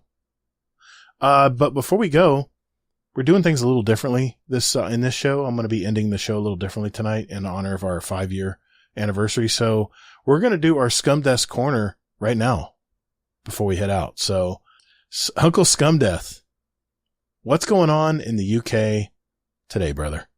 Hello, welcome to Scum Death's Corner. I'm sorry I didn't record anything last weekend, but I had a bloody nightmare. It was the daughter's 21st birthday, so we're all hyping up for the celebrations. And then I took the dog out, and I took 4 dogs out. And Macy, my eldest, 12 years old, she's always running off around the field, buggering off. I noticed she was eating something in the field, and she does this all the time. So the time you run over to her to stop her, she speeds up and eats things quicker. And I noticed there was like brown bags near it, which to me looked a bit like takeaway. So, come home, fed her and that. She seemed fine. This was on the daughter's 21st birthday. And come home, she seemed fine. So me and the missus sat down, went to put that Elton John film on, Rocket Man. And after like 4 or 5 minutes of the film, Macy, my dog, jumped off the this chair that she's got in the living room and just started stumbling all over the place. And she was panting, and her face completely changed. She looked like somebody else's bloody dog. So we were like, what the hell's going on? And she was freaking out. I don't know if she was sort of fitting and walking into the walls. Her legs, she couldn't control her legs and stuff. And just like, what the fuck? Like, so I laid her down and that, and she was just in a world. I don't know what world she was in. It looked like she'd had about 20 pints of cider. So, and we all fucking freaked out. Daughter was just getting ready to go out for a Mexican meal with her boyfriend for her birthday. And that put a stop to that. So we called the emergency vets. This was in the evening, so it was out of hours. So they're like, right, yeah, give us 200 odd quid and then you can come up. So, obviously went straight to the emergency vets. And they took her in, put her on a drip and all that type of thing. And sort of like the worst thing ever, being sent home from the vets without your dog. Oh, God, I'm at home crying my fucking eyes out here. I think I'm welling up here just thinking about it. But, God, yeah, it was all upset and that. And my brother come up and he was like all upset and shit. And, the doctor or the vets was saying that this is bad. And, it's not looking good for her. And, oh, my God, I fucking lost the fucking plot then, didn't I? But, after about 3 or 4 hours, we got the call saying that she sort of come through the other end and, she's sort of perked up a little bit.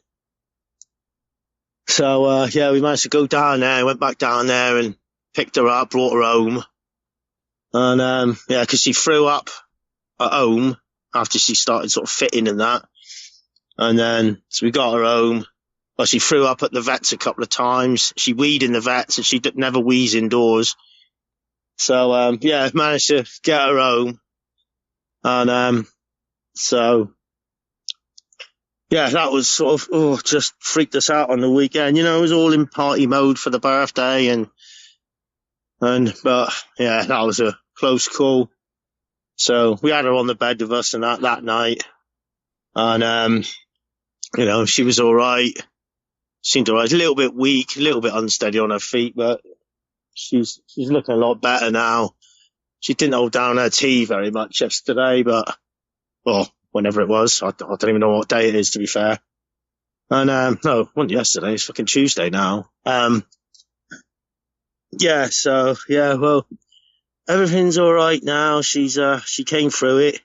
So that just freaked me out. So obviously on the weekend, the last thing on my mind was sending one of these. And I usually try and cheer you up when I send a Scum Death's Corner, but I didn't have it in me, guys. So I'm sending it now, just letting you know why I didn't record one on the weekend. So, but everything's all good again by the look of it. So thank God. I tell you what, God, there's nothing worse than coming home without your dog. But she's all right. Anyway, I love you all. See you later, right? Bye. Bye. Feel for you, brother. I do. Yeah, that's pretty rough. It's rough, man. Everyone, I know you're at work today. When you get home, go home and give your dog a big hug. You just never know, you never know how long they're going to be with us. And, your dog must be related to mine, Uncle Scumdeath, because, you just described my 15-year-old lab mix. We'll take her for walks at night. And she has eaten so many things. Some we don't even know what she ate. One time we caught her, and we caught it in time. Think of a pocket mole, like a small mole. It had climbed out of the lawn. Someone had flattened it, probably from riding a bike or something. I don't know. And all it was just dry skin and bones flat on the sidewalk. And my dog has gotten smart over the years. It doesn't sit there and sniff it. It just grabs it in its mouth. Doesn't even break its stride. Just picks it up and keeps on walking. And we're like, whoa. What's that in your mouth? And she's an 85-pound dog, man. She's got laps. She's got Rottweiler in her.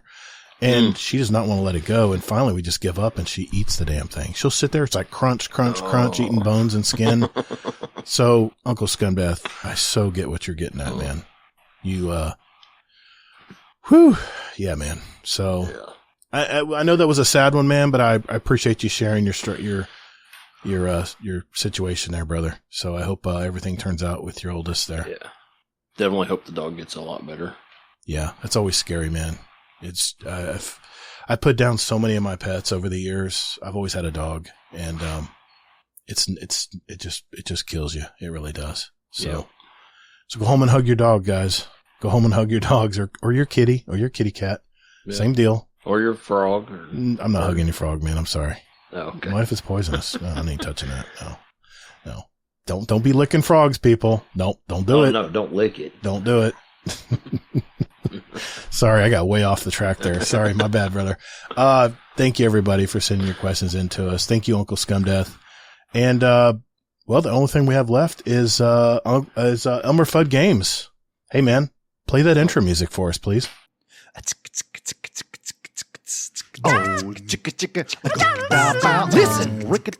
to the Guardian Downcast.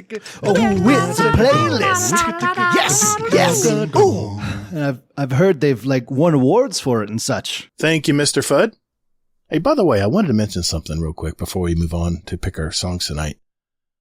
The Brickcord, or our UK members, have been asking good old Elmer Fudd Games if he would do a raid race with their Discord, the Brickcord.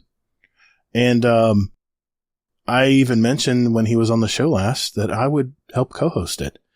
And I'm happy to announce that sometime in September, I'll let you know when we get closer, we're going to be doing a UK version of the raid race. So I think I've heard what raids they want to do, but I'm not going to share any of that until we get closer to it. But just keep your ears open for sometime around September-ish. So I'm going to be doing my first co-hosted raid race with my pal, Elmer Fudd Games. So I'm looking forward to that. Really excited that he asked me to be on the show. I've never done this before. I'll definitely need to bring some dragon's milk, right? Yeah. Only one this time, or maybe two. So I'm looking forward to that. I love that guy. He's such a ball of energy, and he's one of those people who just comes into a room and you just feel good. You know, you feel better. Just got that energy. So, well, this is the final segment of our show. It's where we like to pick our songs for our award-winning Guardian Downcast show playlist. It's a little sample of what myself and our guests listen to, and we invite you to listen to it as well. Just follow our links for Spotify and Apple Music.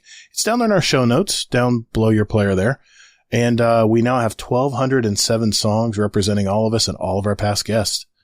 5 years worth of songs. Think of it that way. That's a time capsule. So, yeah. Oh, I'm continue the tradition here going into over 5 years. Zomb1eP0ps, what are you picking for your song tonight, man? Paint It Black by the Rolling Stones. You know, I'm so surprised nobody has picked this song yet. So am I. You know, when you listen to a song and it just takes you back to a place? Absolutely. What this song does for me. My dad used to watch a show, what's it called? Tour of Duty. Mm-hmm. It was the theme song for it. I was probably like 2 or 3, maybe 4. When he'd watch it, and it just stuck with me. But yeah, fun fact: that's not the theme song if you do watch the episodes anymore. They changed it? Yep, they had to change it for copyright things or legal reasons or whatever. But licensing, yep. music licensing is a treacherous game. If you ever want to get really good copyright-free music, Storybox. I have an annual subscription with them. So whenever I need a song for a transition, a commercial, an ad run or something, I go right there and I just type in what I want to hear, and they'll give me like 5,000 songs I can choose from. It's so awesome. Such a great selection of copyright free music. Now, YouTube isn't always so caught up on all that. And I have to, there's always somebody copyright claiming it because of they hear that song or something in the podcast. And I have to fight it every time. It's such a pain. But, I just say Storyblocks, comes from Storyblocks, and they're like, oh, okay, our bad. But every week, if I use the same song, every week they're challenging it again. I'm like, come on, guys. Come on. Program your bot correctly or whatever you got to do. But, I could not believe that song was not in our playlist. Of our Rolling Stone fans. I don't know. Yeah, that's a great ad, man. That goes without saying. Thanks for picking that one. Oh, yeah. I would have picked it if I didn't realize it wasn't in there already. I mean, it's such a big playlist. Well, I have been on a Tears for Fears kick, man, all week. There is one album I go to that just puts me in a great mood. If I'm having a weird week where your wife's at the beach and you're all by yourself in the house at night, you get a little lonely, and, it's the crazy thing about Tears for Fears is it always takes me back to really good times early in my marriage and even when I was in college. And don't you dare call me ancient. I know they're a band from the 80s and 90s, but I tell you what, their music and songwriting is so good. It may be a long time before we get songwriters at this level. I mean, they really just make really great music. It stands up against all the modern music out there today. And, I swear, I think some of it is probably modeled after some of their songs. For the true Tears for Fears fans out there, I'm talking to you, Mr. Monkey and Mr. Heyoka, Dr. Heyoka. You probably already know this, but the 1993 album Elemental is, in my opinion, their best album ever. And I know that's saying a lot. I know they have a lot of albums out, but every song on this album is killer. And they get like 23 million listens a month still. I mean, they haven't put any new music out in forever. That's how good these guys are. So I can only choose one song off the album, and I've already added one from long ago. But I'm going with Mr. Pessimist for this episode for our 5-year anniversary. It is about just that, pessimism. It's all about pessimism in a more political arena. At least that's according to Roland Ozerbal, the lead singer for Tears for Fears. If you get the chance, Elemental, listen to the entire album. You might agree it's the best album they've ever made. And they've never really come back with anything since that's been as good. So there you go. There's my music choice for this 5-year episode. All right, a few announcements before we go tonight. We have our member shout out of the week. And that's my buddy Big Briggs. He just hit his 2-year anniversary in our community. Thank you, sir, for being part of our community. And I've played many Crucible games with this guy, so thank you, bud, for the games. But Big Briggs, you are our member shout out of the week. You'll get a special role in our Discord as soon as I can remember to add it next week. So thanks for being a part of our community, man. Appreciate you. We have some brand new patron members. I want to give a shout out to Steel Zealot. He's now a new Gatorade patron, and also a shout out to Gungnir Spear for becoming a new Fist Bump patron. Thank you both for giving back to the podcast. I appreciate you, and welcome. Welcome to the Patreon community. Special shout out to our upper tier patrons, our Dungeon Champion patrons. That would be Technical, Raffi, Wicked Trinity, Sith Daddy Fresh, and Deadpool 1 Merc. A thank you to our Raid Boss patrons. That's Jealous, Frostbite, Tilted Tim. Sorry, man. Laz is all up in my guff. He needs money. He needs some pocket change. So, you'll have to get with him. He'll send you an invoice. Amazing Taco King and Nico, aka Jersey. Thank you, gentlemen, for giving back to the show and back to the podcast. Appreciate you. Thank you to all of our patrons out there. And as of the end of July, I'll have another Patreon-only episode. It's the things going on before and after the scenes of our normal recordings and shows. So I'll have another Patreon episode at the end of July, so keep a lookout for that. Check back in next week as I have another brand new guest of the show. And in 2 weeks, our very first roundtable since the Final Shape was released. So check back with us then. I also have a new Destiny Help Desk episode that is dropped. And it's our review of the new Pathfinder system, the Activity Pathfinder and the Pale Heart Pathfinder. And if you haven't listened to that yet, go to destinyhelpdeskpodcast.com. Or it's in your player where you're listening to this podcast right now. Check it out. I wanted to give a shout out and thank Zomb1eP0ps for stopping by tonight. You can contact him in the Discord. It's Zomb1eP0ps. The O's are zeros, as it says in his profile. You can contact me via Twitter X at Todd the Gator. Remember, that's 2 D's and GATR. You can find me on Steam and PS5 playing Destiny 2. I have a YouTube channel, Todd the Gator, where I create videos to help new players, post podcast clips, some commentary. I do a little bit of everything on that channel, so a little bit for everybody. I try to stream when I can on my YouTube channel as well. And I have a second podcast called the Destiny Help Desk, where I've reworked the format, where it's literally a topic that we talk about the game Destiny 2. And I have some friends sometimes that come by and help me out.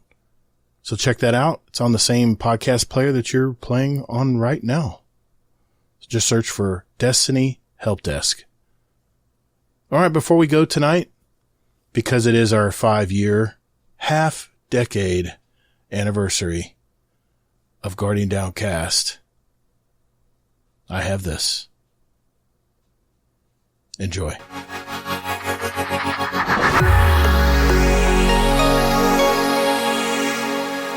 Whenever I have a new guest on the show, my favorite question I love to ask is, what is something about you that our community may not know about you? At that very moment, my guest has a decision to make. Do they say something deep down that they've always wanted to get off their chest? Or do they decide to keep it simple and state something more factual about themselves that they're more comfortable with? It's an interesting moment in time, and it's as though I can hear the struggle in their head. How much do I want to share? Well, today, I have something I've never told anyone publicly before. I grew up in a trailer park.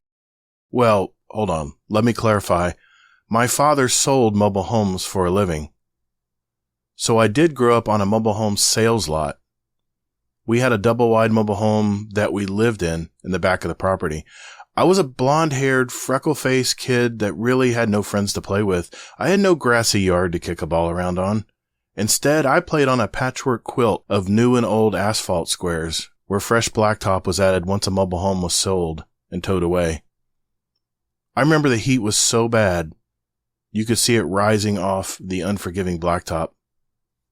Every once in a while, I would go into the sales office and sneak a key from the wall of hooks holding them. When I unlocked the door of the brand new home on wheels, the dyes and fresh plastics were so strong, you could barely keep your eyes open. It's funny the little things you remember from so long ago. So as you can imagine, I had to get creative to fill my long summer days and my lonely existence. My definition of a good time? Well, on those hot summer days in Central Florida way back then, it was all about sticking my face into a Coke machine at a little filling station next door. The owner was always chasing me away, threatening to tell my dad. A quick note for all of you that were born after 1980. They used to put bottled Coke in vending machines, and you had to open a little door to reach in and pull the bottle out, usually with some pretty good force. So to keep cool back then, I would just open the door and stick my face inside. I can still smell the frozen steel and the spilled Coke from broken bottles inside like it was yesterday. But more importantly, that was my time to daydream, usually about the next Scooby-Doo cartoon on TV in a few hours, or when can I convince my mom to take me back a few blocks away to our local Kmart store. I needed another 100-count plastic bag of Army Men. I need more Minesweepers. Once my dad could afford it, we moved to an actual neighborhood with an actual house that didn't have wheels on it. For those of us that grew up in the 70s and 80s as kids, we spent 90% of our free time playing outside. Go do an activity, was what our moms would say in frustration, dealing with hyper children swarming all around her. So it was all about playing with friends, racing bikes, jumping over ramps, or playing with insects on the ground. Remember those boats we'd make? Put them in the gutter, watch them float down the street after a rainstorm in the afternoon? We kept ourselves busy with very little. If my mom were sitting here beside me, she would tell you that I used to give away some of my toys to make friends back then, but I still don't remember doing that. But, I digress. I was that kid that just loved to play in my room all day. I would set up wars between my plastic army men against an armada of Matchbox and Hot Wheels vehicles. That was our Transformers back then, Rodimus. As I got older, I was still a very shy kid. I was never really part of the popular crowd. I was the tall and lanky kid that played football and baseball, and oh yeah, I was a band geek too.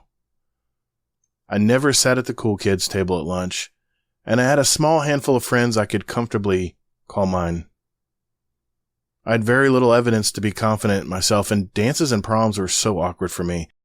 It was usually a night of standing around in the corners of a big gymnasium. Who would have thunk it that girls don't go around the gym looking in the corners for guys to dance with? Not that I would dance if asked. Let me get back on track. The reason I'm telling you all this is that I really never have been a sociable person and really never had many friends in my life. Sure, I started breaking out of my shell once I had to get a job, and I was almost fired from my very first job as a grocery store bagger because I had a hard time talking to customers. Fun fact, I get my groceries from that very store to this day. My wife and I just went last week. Later on in life, I opened my own business. It has been 30 years now that I've never had a boss. Well, I have hundreds of bosses, I guess you could say. But I still didn't have those friends that went to those neighborhood block parties I always heard about, or even went out to dinner together. They were very few and far between. Plus, my wife was my friend, and we did everything together. She's kind of similar to me.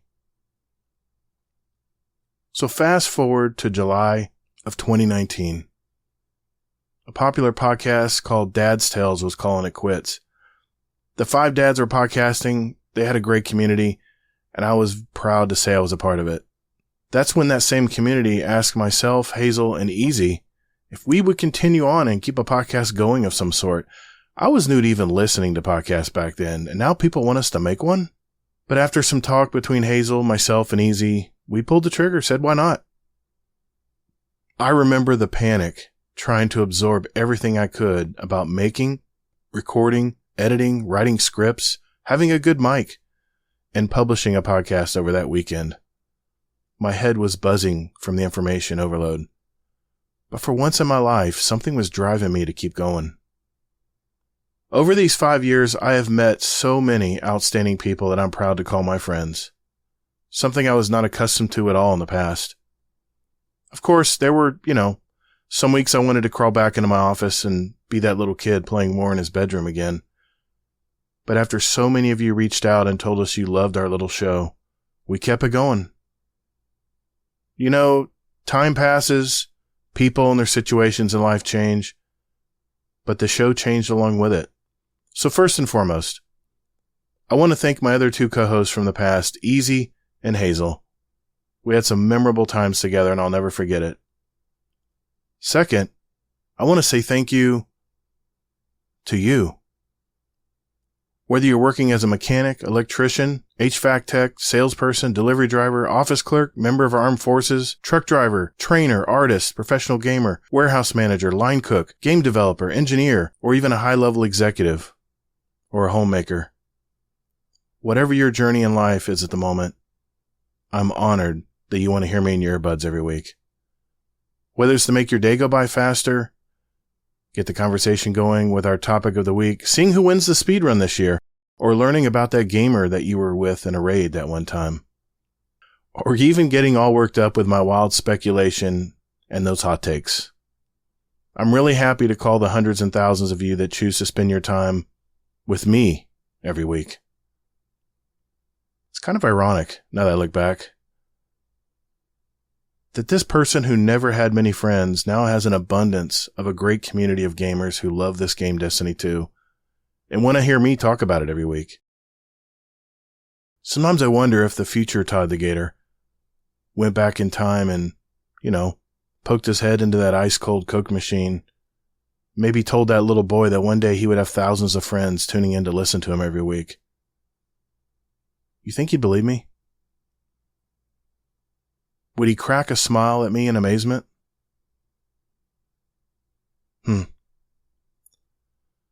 So it is my honor to be your friend that talks to you in those earbuds every Monday without fail. For 5 years, I've never missed a show.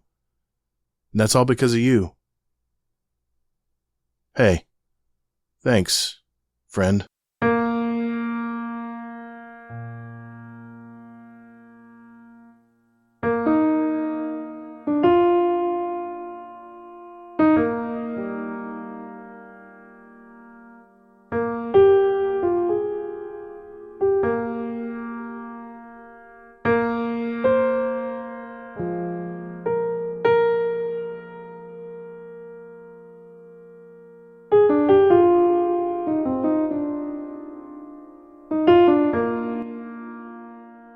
You want to read through it one more time? This time with feeling? Now we got a dry run on it. Oh, was that not enough feeling for you? I'm in the quote-unquote happiest place on earth. Yeah, I work in the QC office at a machine and tool shop. So I spend most of my day just measuring metal parts, which is more interesting than it sounds sometimes. One of my issues with Gambit is that the way the ads scale, because I can't tell you how many times he's trying to get back in. I'm pretty easy going with talking most of the time. So did you know that a blob of toothpaste that sits on your toothbrush has a name? Really? It's called a nurdle. The nurdle? Nurdle.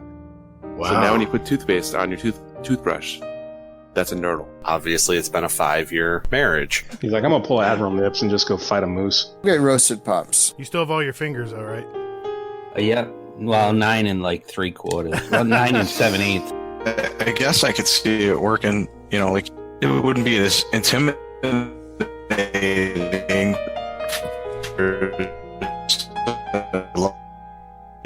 Make it more popular.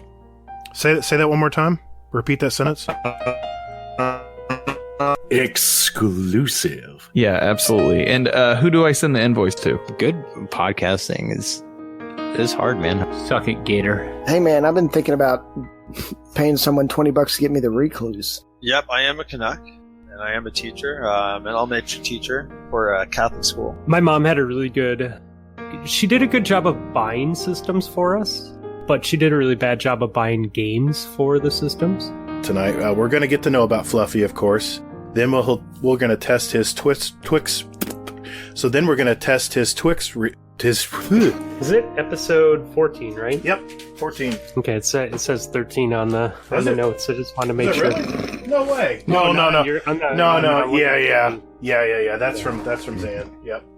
Yeah, and you're also in Bads, right? No, I'm just kidding. Yeah. We do want you to talk about that.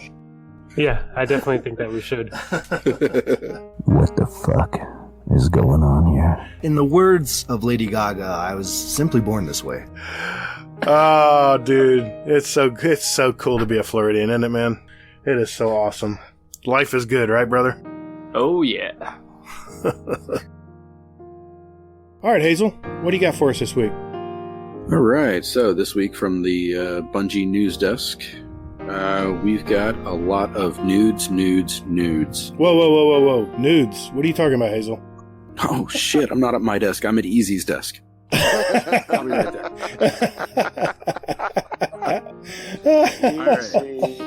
All right, there we go. Internet crash? What the hell just happened? What the hell was that? Dude, that has never happened. I'm looking in the gaming channel one in here. I'm like, where the hell did Jay go? He just disappeared. I think he had second thoughts. He's out of here. I was like, dude, what just happened? I was like talking, and I was like, no one's responding to me. Oh, Lana's cool. I need to pee so bad. I've been thinking about how I can do it without making noise. All right, guys. Let's talk about my riders. So I like hot baths before the show, foot rubs. That's you, Hazel. I need 1 bottle of Fireball, a 12-pack of assorted tropical flavored White Claw, and finally 3 packs of Jewel Pods. Hello, Gator. So I started at the age of 3, and from my dad, I already had a Super Nintendo and an N64 to start off with. Hello, this is Kingsley Mac here to tell you the correct way to pronounce the word GIF, and that is 100% GIF. Tom Brady is a beautiful human being. I was rooting through a closet one day. I was like 5 years old, and I found this box, and it said NES on it. And I pulled it out of the closet. It's brand new in the box. I'm like, Mom, what is this? She goes, oh, that's your dad's Nintendo. She goes, he's never used it, and it's like literally been sitting there for like 4 years. I am from Madison, Wisconsin. Lived in Wisconsin my whole life. Pretty much hate most of the world in terms of cities. If you live somewhere, I probably hate it. He's British Dad on the podcast. Oh. Off the podcast, he's drunkard in a pub. Okay. It finally came to me. I was in band. Yeah, so I gotta say, I don't know why I got really nervous all of a sudden. Like, even broke out a beer and everything, but yeah, no, thanks for having me again. So what do I do for a living? Recently moved into sales, which isn't, super exciting. It is for me. Astronaut, rock star, porno man. Shit. Just keep going. Just read it again. All right, I'm not going to judge you, but what did you get from Taco Bell? 2 cheesy bean and rice burritos and a spiced potato sop taco. Ooh, nice choice. Nice choice. Didn't go the old classic Burrito Supreme, huh? Nope. All right. I got to stick to the meatless options. Oh, that's right. This section of the creek right here was actually part of the Arcadia Sea back in prehistoric times where all water. We started with next to nothing being spent. A lot of predictions and things that Gator usually say on this show, such as taking the number off Destiny back in the day, the new engine, I about 80% agree with. When someone let me get my words correct here, okay? Take your time. I'm also eating cake at the same time. So take your time. Swallow. Oh shit! Damn it! Are you recording, Hazel? Son of a bitch! Oh damn! All right. That was Bitters for quitters, I think, right? Yeah. Toland is a bastard who basically took advantage of a situation to try to further his own knowledge, and essentially, while knowing that all of his fire teammates would die going into the raid, didn't care and did it anyway. Amateur bullshit. I haven't had to use that in a while. Believe it or not, Boba Fett is technically not a Mandalorian. There was a local radio station out in Riverside, And I got to know one of the DJs out there really well. And I remember telling him, I was like, yeah, I want to work in radio. And he was a little bit discouraging. He was like, why? That's unfortunate. Do you know how many hours of video of Mongolian throat singing and like hurdy-gurdy playing I've looked into? Hype. Let's go, dude. Let's get something going, man. You gotta like be in the right mood for it, of course. Welcome back to the show, lads. Where you've got yourself a couple of blokes sitting around the round table, sipping on a pint, discussing topics regarding destiny. I always tell my guys in my clan, right before I leave or anything like that, I say wrap it before you tap it. Gratitude is a very powerful thing that we have as human beings. My name is Gator. I like doing stuff solo. Oryx is big ass going like, right. I'm back, bitches. Yeah. I've got a sword for you. Like those leather Chuck Connors I want to see. Taylors, you mean? Chuck Taylors. Chuck Connors? Guardian. So, you seen my colonel? Well, I basically just cut metal. The last 4 places I've worked at, I have made the most quote-unquote perverted person blush and walk away. I have a girlfriend. I am taken, so put it back in your pants. It's a memory that I've grown to appreciate as time has gone on. I went into the Crucible with, what did I have? I had a Vanquisher 8. Wow. And I had some unknown shotgun. I don't even remember what the shotgun was. And I was terrible. I had a 0.05. And I remember having a lot of fun getting my ass kicked because there's so much color and vibrancy. It reminded me a lot of Halo, right. But it was just that little bit quicker, you know? Yeah. But at the end of the reward screen, at the end of the game at the rewards, I saw the KDs and I saw the Guardian. I saw this person got 26 kills, that person got 27 kills. Then there's 2 slots next to each of the names. I was like, what are those for? And then as my name loaded in, I got a yellow drop. I was like, why do I have a yellow drop? And then I looked at it and it said something and I didn't know what it said. So I inspected my player. I saw my inventory and in my heavy slot, it was Gallahorn. No. Wait a minute. Hold on a sec. Your very first Crucible game, you got a Gallahorn. I did. Oh my God. That's a sign, dude. That's a sign. I had a guy tell me once, when I was much younger, your body only has a certain amount of hangovers in it, and you are ripping through yours. I've laid more pipe in this town than Waukesha plumbing. I don't have late nights, so I'm going to catch a little heat for this, but it was well worth it. The best hub on the net. And that is the best hub on the net. Thank you so much for having me. It was a pleasure. Give me a second, and so what is this podcasting thing? Chili's, baby back ribs, barbecue sauce. This episode brought to you by AMC. Our iMac seats don't have rumble seats. Of Guardian Downcast, we're a couple dads that love all things into it. Guardian, what's the probability that you will go out with me tonight? I was hoping that would be better. Did you want to ask that last question there? The last question? Gator, forget a question again. Oh, I don't have my notes up. What question? Shit. You guys going to have words. Break it down again. I can still hear that song in my head. Oh my God, you would have to add a lore channel. Now I'm going to deep dive in all this stuff. I'm going to get sucked in this channel alone. Don't even start looking at the lore, man, because I do want to talk. Yeah. You think about Zan too, Gator? All the time, dude. Oh, that damn black flowing hair, man. Who the hell is Roger? I can't even say it. Who the hell is Roger Hodgson? Jesus Christ! I'll have to put you can't even say it. The Matrix is the best classic movie of all time. Well, my sister has some of the biggest balls I've seen on There's the jokes. There's lots of stuff to watch on AMC Stubs. AMC A+, A stuff. Yeah. You broke me. Thanks, Fudd. You broke me, man. It's the Ice Show. Signature questions.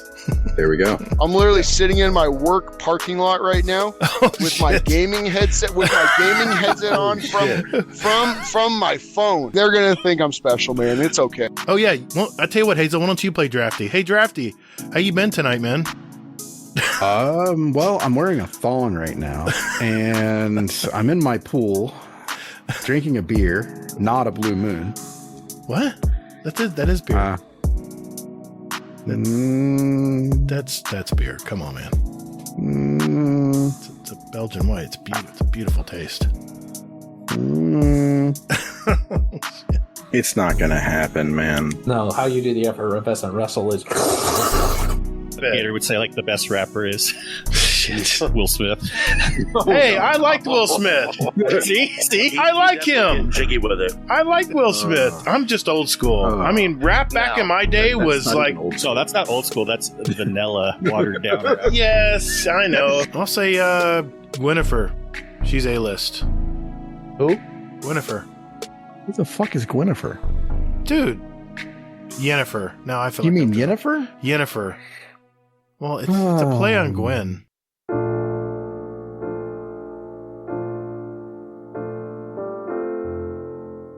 Work's been crazy, so it's just been a lot of stress the last month. Sure. The best part about it is I found that I really am lucky to have so many good friends in the community. Like, people that I don't even talk to that much, but like we've played games together for periods of time. Well, they'll hit me up and they've been looking out for me. And obviously the people who are there playing games with me all the time have been there. And it's been really great how everybody's been as kind as they have. So I'm not actually that Canadian. This show is not about amateur bullshit, I know. I always tell people, when everybody else is going out to have fun is when you need to be in the car driving. Somebody once told me, and it's very true, when the little head gets mad, the big head doesn't think. You'd never expect that level of silliness to come out of that level of sexy, you know what I'm saying? So my second music pick was a You mean your first music pick? First, just go with it, Gator. Second, yeah. Yeah, okay, yeah. Nate got broken. We broke Nate. We broke Nate. And then they suddenly call him, Cade, you're going to come and finish doing this fight. Hold up one sec. I muted myself. I have to go back. I have to ask that again. We don't go back. I got to. I have new gear for you aboard my ship, Osiris Beckoned. The pep. Sorry, I just got a load of pop-ups on my phone now. It obscured off.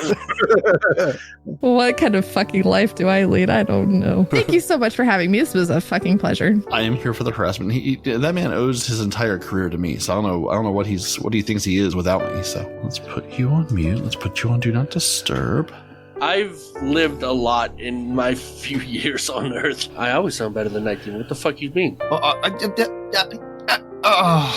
Oh yeah, I've done the dungeon. The people at Guardian Hub decided to step up and help me when you wouldn't. So just because hip hop is the thing I listen to every single day. I don't have a prayer. It'd be like me being naked, cleaning my Rubik Cube collection, and slipping over and falling on my 5x5 cube, and it going straight up my ass. The bomb squad got called, and it's probably should be called the bomb squad, really. Hi, Bungie, are you listening? And I am going to beat Kingsley at the speed round. Wow, that's so rare. The pleasure is all mine. No. It's all ours. I promise. Well, as long as we're all pleasured, I'm happy. That's my motto. It's the I Show. I christened thee 4 decades worth. I mean, I must have felt good about him if I let him come to my house. I was hella nervous all fucking week, I'll tell ya. Team Brittany. Look, add a little Minnesota man, add a little Florida man, you got Jelly Man. What are we doing here, Bungie? This cast was brought to you by OnlySins.com for free $99. Hello, the nightmare is complete. I know, Gator, you're not too much of the hardcore GM gamer. But well, I'm saying me and Hazel can carry you through some GMs. Listen to this guy. Come on, man. Somebody I can hold my own. You think on a level playing field you could take me with a wooden spoon? It's a very good movie. It was well written. It had Idris Elba. Yeah, I think that's a great idea, man. Damn, did Hazel just have a good idea? Yes, what day is it? What time is it? What? Everyone's tapped their controller, man. Come on. There's no shame in that. Want to remember? I'm fading. Well, I agree with you. What you need to do, watch your Glimmer as well. Because you can't get anything without Glimmer. And you can't get Glimmer without doing all the high-end stuff as well. It's even worse. Wait, you agree with me? Do you have any recommendations for beverages? All the beer. You gotta hit up every channel like, oh, nice plant, nice cat. Oh, I'll totally join your raid. Oh, what did you do at work today? 17 channels to talk to the same person about 50 What did you eat topics. today? I'm always recording, not just you guys. Guardian Hub, I'm always, how many hosts? It's, according to that personality chart, it's like 2 hosts. Truthfully, I would say you flew over, you've got to the airport, I would take you out of West Yorkshire and say there's much better places. You can just cut there. Raiders definitely don't suck, especially now we got Devontae Adams, we got Chandler Jones, the roster's improved, we got one of the best, offensive play callers. Definitely don't suck. We're definitely going all the way. And my unbiased opinion, we're going to win the Super Bowl this year and the next 2 years after that.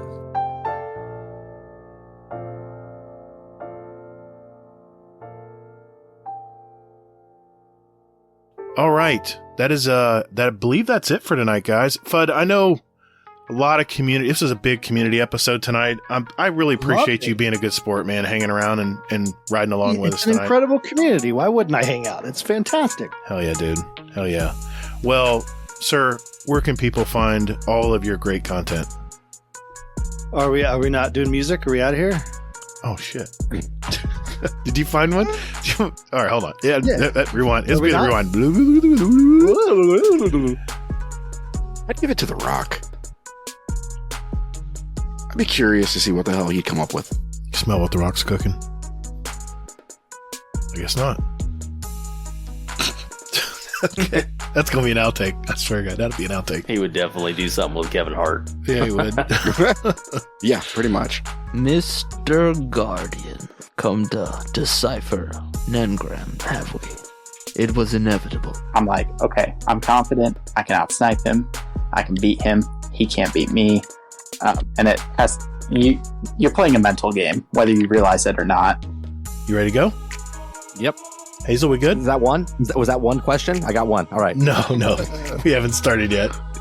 Yeah, I secretly love the Welsh's love of sheep. I'll let Hades explain that one to you. When it fuely. too many F's. That's an outtake. When it, yeah. I'm so scared right now. Enjoy this hold music. Dun dun dun dun dun dun dun dun dun dun dun dun dun. Yeah. Dun dun dun dun dun dun dun dun dun dun. Does anyone else call Destiny 2 Beyonce because it's Destiny's Child? A new member just sent one in, and he's from French Canada. What was that? French Canada. Somewhere. Let's find out. Do you have a motto or mantra? Let me do that again. I was reading 2 things on. I've got a note here. No foot pig. That's gonna be an outtake. Is Mr. Heyoka. His slogan just covers all the bases for me. And our new slow shogun. Whoa, that's an outtake. But the slow shogun. Jesus. Wow. Okay. All right. This is the final part of our. I'm gonna do it again. Oh, we live in a pineapple under the sea. SpongeBob SquarePants. Mr. Krabs. Your incandescent and rewind rounds. Arrowhead break. It's just rewind. No, rewind. We're not going there. I might say rewind rounds tomorrow when I'm drunk. My bad. I just heard arrow to the face and I'm back in the cover, bitch. I feel much better. I'm like, all right, I could do this for a second. I told you. I don't know. To me, the way I played it, even if I quit today, walked away, it would still be good value. Yeah, a lot of your edgy hunters and your nerdy warlocks. Where's the Titan Bros? Whoa, nerdy warlocks? No, come on now. It's what's it called, Uncle? Mr. Scumdeath? Mr. Jesus Christ, I'm going crazy. Mr. Monkey. Mr. Monkey, what's not only can you not tell us? It's Overcast. It's Overcast. You already know it. I know the answer. And the second reason why I used the nitty pod was because cocaine's a hell of a drug. I thought you were going that route. No, that would have been fucking awesome. Never done cocaine, just for the record. Even though I might be a child of the 80s, I've not ever done cocaine for the record. But you were in the prime time for it, though, bro. I was. It was everywhere. You didn't even know. Slide up in my DMs. Take him back, baby. I could walk outside with the wind blowing and just throw a Walmart bag up. I would love to tickle your fingers. That's an outtake. I could probably count the number of people I've teabagged besides Cloud. Play monkey for that also. You're a warlock, not a titan. Yeah, I'm actually a hunter, not a titan right now. No, you're a warlock. Oh, thanks, man. Quit lying. I'll take that as a compliment. I don't know. We'll see what happens next season when if he sticks with Hunter. You know. Yeah. We'll see. Mr. Fudd, play that intro music.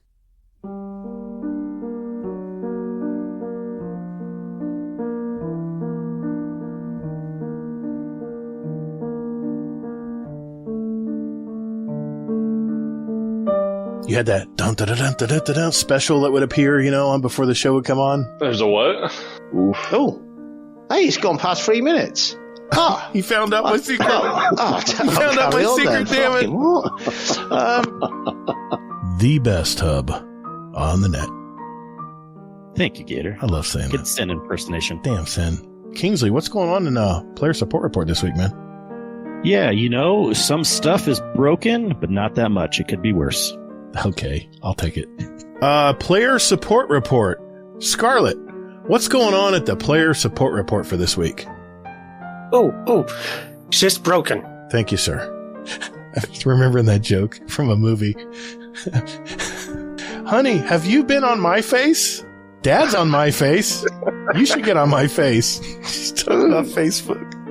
I do not think that means what you think it means, Yeah, Mom. What are you saying, Mom? There's nothing more humbling than striking out to a slow-pitch softball. Team-based benchmarking. I mean, this is all free content. So what are we complaining about? The best hub on the net. Damn! Did we just nail that? We just nailed that. Awesome. There you go, Sin. Good job. Good job, guys. I don't want your golden gun. I heard it's dirty. Sounds good. When you grow up in the middle of nowhere, man, you gotta find something to keep you busy. It surprises me that they're going to have 2 pulse rifles in one dungeon. Don't touch my pulse rifles, Scarlet. Shh. Lightfall is the perfect name because the story was light and the player base fell. Mr. Lazarus, the Lich. Laz. Let me do it again. I want to go Mr. Anderson. All right, here we go. See if I can do a Gandalf impression. Fly, you fools! No, that wasn't good. Hold on. Let me do it again. Yeah, I didn't know you guys were the original guys who put it together. Yeah. Yep, it was me, Hazel, Waffle, Aphelion, Nocturnus, and Slammin'. We were the first ones. Really? Waffle came up with he coined the term when he jumped through the 8-track scoop, and it just literally stuck. Like, no pun intended, it stuck. Well, there you go. And then it spread just like a virus. There's the history of the Goop Troop, yeah. Hey, I respect the PC game. Much respect to those guys that build their own setups and deal with that. But I am a very low maintenance type of guy, and I love my self-contained little gaming apparatus there. I could just, like you said, flip on a switch and get to it. Like what happens after college, stuff tends to move pretty quick in terms of like life events and everything. So that girl that I was dating, I married just about a year ago in April. Oh, so your anniversary's coming up in a month. Okay. Yeah, anniversary's coming up. Right now she's, we're about 100 days out from having our first kid. Definitely cool. A little bit stressful. We own the house that we were living in. When we first moved down, we weren't, it's kind of like a rental situation, but we ended up purchasing the house. She has a stable job. I have a pretty stable job with a lot of upward mobility, working from home and everything. Yeah, so... Okay.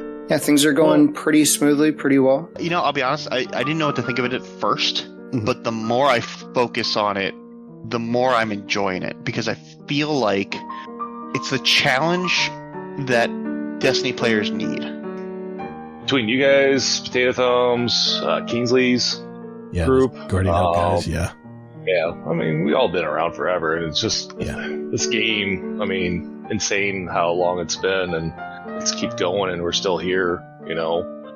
I am living in Germany, in the little state known as Bavaria, quite a sweet place, and I am currently working as a mechanic. Right, mate. What's your loadout, innit? Hey, wait a minute. Is that average Destiny 2 player? Who's speaking? Yeah, that was me. No, you're Hades, right? Come on, Gator, get it together. Mr. Monkey? Are you listening? Can you hear me? Is this on? Mr. Monkey? No. Oh, you're Mr. Monkey. Well, yeah, of course I am. No, what do you mean? I'm not Mr. Monkey. Wait a minute. Who's average Destiny 2 player? I can't hear him. I'm over here. Can you not see me? I'm Mr. Monkey. No, you're average Destiny 2 player. Listen, I'm Hades. Kind of wrong about that. There you go. Quite a Dimwit. I am Dimwit. Wait. Hello? I'm Haircut. It's averages over that. No. I'm Mr. Monkey, and I. That's who I am, alright? Oh, guys, no, you're not Mr. Monkey. No, you're Dimwee. No, you're Dimwee. Right? Hello, Mr. Scumdeath here. What? Not. I'm overhead. No. Wait a minute. No, that sounds like Hades. Is he here? Scumdeath's corner. No, I'm Mr. Monkey. Hey. Parlous. Thank you. A female voice. Thank you. I'm getting confused. It's okay. We understand. Reasonably confused. How did you celebrate your birthday today? Let's see, what did I do? I got off work early last night instead of getting off at 3 a.m. I left at like midnight, so I came home and played a little bit and watched a little Vox Machina and saw the kids off to school and went and had lunch with my mom, and then had dinner with the boys. And says the chat is maxed out. Oh, brother, let me look here. No, we're maxed out. He's already in here. Good God, we're maxed out. Us old guys in technology, man. Listen. If I don't need it, don't use it, and then I fall into the hole where I didn't use it for years. So I don't care, dude. If you think I'm changing all my money into Bitcoin, you're out of your mind. Why not? All right. I'm good if you guys are. I think we've done this a few times. So, the first one, I flew a plane at the age of 13. Okay. Number 2, I had open heart surgery at the age of 15. Ooh, okay. Number 3, I have ran a boat tugging 5 barges down the river 10 miles. How many barges? 10 barges. Or 5 barges, my bad. Okay. 10 miles, yeah. Okay. I'm going to say... You want me to answer first, Hazel, or you want me to let you go first? Sure, go for it. I'm going to say the heart surgery is the truth. Yeah, I'm going to say the lie is the flew a plane. Well, the other two. Yeah, the other two are truth. The lie would be you've flown a plane at 13. Okay, what's the other one? Well, you said 2 truths and a lie, correct? Well, I was trying to get both of your opinions. Oh, okay. On it. I mean, both. Go ahead, Hazel. Oh, okay. All right. Oddly enough, I'm going to say that the lie was the barge one. And that you have had open heart surgery at 15 and you flew a plane at 13. The point is that story is that science and nerd stuff and electronics and all that stuff has always just been in my wheelhouse. I love comic books. I love sci-fi animated movies. I love, epic fantasy stuff, just anything like that. And so video games obviously is right there in that world. So I have an autoimmune disease. Okay. It's very similar to rheumatoid arthritis, but it's called seronegative arthritis. Oh, wow. So what that amounts to is it's still the deterioration of the joints and tissue, but I don't get the swelling or the inflammation. But it also means that most of the treatments for like rheumatoid don't actually work. So you have to deal with the pain. So, well, that's kind of where I was going with this. So there's not a lot they can actually do for it. at this point. There's a couple things. I've been on probably half a dozen different immunosuppressants, and I just got to the point where it's like, I'm done. I'm not taking this shit anymore. Mm-hmm. So now it's, and I refuse to be on any sort of like pain medication. Because I was on it for quite a while and just I wasn't happy. You know, the responsibility stuff online, to me, because of the fact that it's so easy not to, I try really hard. Like, if I'm set up for a schedule or whatever to show up, I try to do the best I can, just because I know that it's not a requirement. In fact, if you go into the other social media sites, the anonymous posting and stuff like that, I just want to be the opposite of that. And I've found it here. I mean, these are people, it's a community. It's not a chat line. It's not an LFG site. It's great that we've got Sherpas and people willing to sign up and help people. I just have the fear that, and the reason why I'm trying to be more active is because I want to pay that I want to pay that forward. And it's hard for me because I can't do that end game at the moment.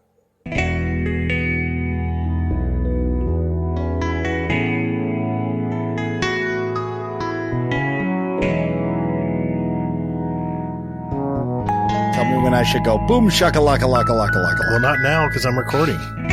Boom, shakalaka, laka, laka, laka, laka, laka. This is the Guardian Downcast, a Destiny podcast with Todd, the Gator, and Hazelnuts. Hazelnuts? Damn, Yeah. he does have two nuts, I guess. So yeah, that makes sense. Yeah, he does. They're big. Yeah, there we go. Huge. Just for me doing podcasting, I really would do podcasting, to be honest. I was very afraid of my voice. that was my main reason of my whole back. It was especially when my son died in 2017 when I started having. I'm not 40, but I did have a silver breakdown where I had like a midnight crisis in a way where I was tired of working the retail job just for working. I'll come home, do my normal shield, game if I can, take care of the kid. So, I deliver kegs. These things the bigger ones are 160 pounds a piece, so I don't really need to go to the gym. But there's no cardio in that, if you can believe it. So just all these Marvel shows, you got like She-Hulk and all that. Anything that comes on, anime, whatever. I'll just throw a show on my tablet and jump on the treadmill. And then, I got to get back up there, but I would just literally run on the treadmill in the 20 minutes. It's like, oh, wow, okay, the show's over, and I did 2.5 miles. That's awesome. Didn't even feel it. Yep. Anybody who doesn't know, you take a sub roll, you cut it open, proceed to shove mozzarella sticks, chicken fingers, fries, marinara sauce, and then more cheese on top of it, and give it to a drunk college student at 4 a.m. Oh my god.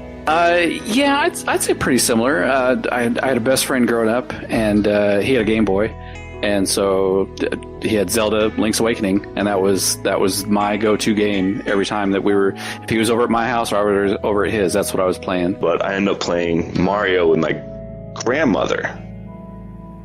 So, and then she got into gaming and kept me into it when I was in a very young age. We played, it was Mario and then Zelda. And the game that really got us was this game called Star Tropics. I'm not sure if you ever played it. Yeah, but sounds familiar. But I moved from Somerset, England, and I'm a private tutor. I teach English and history. I'd be sitting there watching my dad play. I don't even know what SOCOM game it was. It was like SOCOM Games, Ace Combat, and NCAA. Nintendo. Ace Combat. No, he had PlayStation 2. SOCOM was PlayStation. Ace Combat, I think was one of them. Okay, yeah. Oh, yeah, okay. And Fight Night. Fight Night Round 3. Oh, yeah, I love those games. Those games are fun. I watched my dad play some games on the PC when I was much younger. He used to play Tomb Raider and Duke Nukem and God, what's that? Quake. And I would watch him just play them on the computer, and it was interesting. And so I ended up getting a PlayStation. Well, when I was growing up, it was you were talking about your parents not having money. We were in the same boat, but we owned a comic book store. My family did, and so I worked that at starting at age 11, and then we would go out when the comic book store closed at around 9 or 10, depending upon if it was summer or not. We would go and clean Picard paper in Middletown, Ohio. We would clean Jerry Bryant's law office, also in Middletown, Ohio. And then we would go and clean a college, but I cannot remember the name of the college. We'd get home around 3:30 in the morning. I'd go to sleep, get up, go to school, do it again. Confession time, I suppose. I started a warlock in D1. All right. And I proceeded to jump off everything in the game and said, nope, I don't think this is for me. Warlock jump, damn it. Warlock jump claims another one. Yeah. So what's your fast hot take about being a new dad? What's the biggest thing you've learned? Enjoy the sleep whilst you can, because that is extremely true. Also, she's 7 months old, and I cannot tell you where the last 7 months have gone. So, do you know what Eat, Pray, Love is? Yeah, I heard the movie. I've never seen the movie or read the book, but the author of that made a book called Big Magic, and it was basically, the one thing I took away from it is that ideas come to you, and if you want to say it how she said it, basically you're given an idea and you're making an agreement with it that you're going to work with it and that you're going to bring it to fruition, and if you don't, whatever the time frame is, it's going to go to someone else. So when she wrote Eat, Pray, Love, she said she got like 1 million messages and people coming up to her saying, I was going to write that book. That was my idea. I wanted to do that. The thing is, people get ideas all the time, and if they don't act on them, someone else is going to do it. Or if you just don't act on your ideas in general, you'll never know what could happen with them. And she even talked about how she had this idea for a book. This was just an interesting thing she brought up. She had this idea for a very specific book about like the 1940s gold rush or something like that. And she was going to write it, and she was thinking about it, and for some reason she just kind of lost interest in it. And I think a few days later she saw one of her friends who's also a writer. They didn't talk about that book, they were just talking about life, and she hugged her, she went home, and I think her friend messaged her a few days later, or somehow she got back into contact with her friend, and she said, oh, I'm writing a new book. And her friend's like, oh, what's it about? And she said the exact same idea that she had for this Gold Rush book, like verbatim. And she got that idea right after she saw her friend. So it's just weird how ideas kind of transfer to other people if you don't act on them. And maybe that doesn't necessarily happen with everything, but it's just a good reminder that if you don't act on these ideas, someone else is going to do it, and they may not do it as well as you thought you could have. So if you have an idea, you should definitely act on it. Yeah, that's good. I think Forsaken is what I remember. Okay. I remember Cade dying. So you're a post-taken tot. Gotcha. Okay. Yes. Very cool. And Cade deserved it, by the way. We go that far, man. That guy was funny. Who's your favorite team? The Chicago Blackhawks, which is really rough right now. They've had a tough few seasons, but hopefully things will start looking better soon. Somewhere chubby wizard is smiling right now. We have at my company, we have a thing called the first kill of the day, where if you have the first mouse, the first wasp, yellow jacket, the first ant, it doesn't matter. You try to be the first person to post a picture in our big company group chat, because there's like maybe 20 of us from top to bottom. That's pretty cool. I didn't think of that. So we post first kill of the day, and we'll have people, it's like a moth that they found, and they just smashed it, and they send it in there. It's not very cool. It's pest control. Yeah, it's not very cool, but I mean, you got to find some kind of ways to keep yourself entertained, especially when you're spending, I mean, for us, we work 7 to 7, 4 days a week. Yeah. So you're 12 hours in a truck. Most of the time it's by yourself. Mm-hmm. So you got to find ways to entertain yourself. Luckily, I've had the Guardian Downcast podcast to listen to. It's nice. So it's been definitely nice. You got a bunch of, in the All Sector Alliance, there's a bunch of podcasts out there, but I'm a facilities engineer for a semiconductor company. the name is Micron. Some of you may know who it is. Some of you may not. For the PC gamers, if you have any parts in your computer that are called Crucial, that's something that we make. So that's like RAM sticks and SSDs, and even the NVIDIA graphics cards use our chips. Get employee discounts? Fancy. I may or may not. Okay. Yeah, I'll talk to you later. That's all right. I'll talk to you later. So, all right. I played, I started on Modern Warfare 2, and I went back to COD 4. So, just to kind of, and it was still viable at that time. It wasn't completely destroyed and hacked up and everything. So, Modern Warfare 2, that's my favorite game. Favorite COD. Yep. I mean, that's the only reason I've downloaded the new one. It's just all the same maps. I know all the shooting lanes. I know everything about this game and never playing it before, so I love it. It's an easy way to express yourself, I think. And if everybody's probably picked it up, I'm a little eclectic, so I have a lot of weird random things that I like, and I'm a little obsessive, so the hats kind of fit that bill because they're all the same and they're all different at the same time. Taking a look just at, kind of our microcosm of Destiny, how has community growth been in the GDC Discord? It's we've seen people joining in, and I see very few of them mentioning, I'm coming in from a dead clan, or my friends don't play it anymore. Most people introduce themselves and say, hey, I'm getting into this. Maybe a friend recommended me, or a friend got me into it, and they bring a friend in with them, and the community's been thriving. And if that's an indicator of how the game is going, then I think that's a pretty positive sign. It began really early for me. The earliest moment I can remember is actually at daycare. I don't know, like 5, 6, something like that.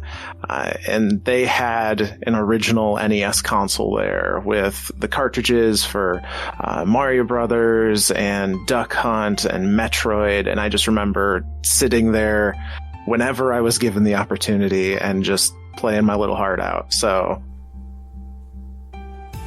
hey Guardians, I'm currently freezing my butt off because Gator has the thermostat too low, but you're listening to Guardians Downcast. You listen to what? You heard me. No, it's Guardian Downcast. Do I have to be jealous of him? That's it. I'm out. I'm over this. Cut. OMG, it's Brittany. You're listening to Guardian Downcast. Good. So this is just, hey, it's Brittany. I know what you can do. Say, hey, it's Brittany, your favorite mod, and you're listening to Guardian Downcast. Perfect. All right. Ready? 3, 2. Hey, it's Brittany, your favorite mod, and you're listening to Guardian Downcast. Perfect. And I got D1. I saved up all of my allowance money and everything. Went to the store and bought it because I saw my uncle playing it, and then my mom came in and was like, hey, what's that? And I was like, oh, it's this game called Destiny. And she was like, I don't know how I feel about you shooting people in the face. And I was like, no, it's just aliens. And then I walked into Crucible, and then I got shot in the face a bunch of times. She was like, yeah, I think you should take this game back. And I was like, no. So I originally played Destiny when the first beta came out. Really? You're a beta player? I never knew that.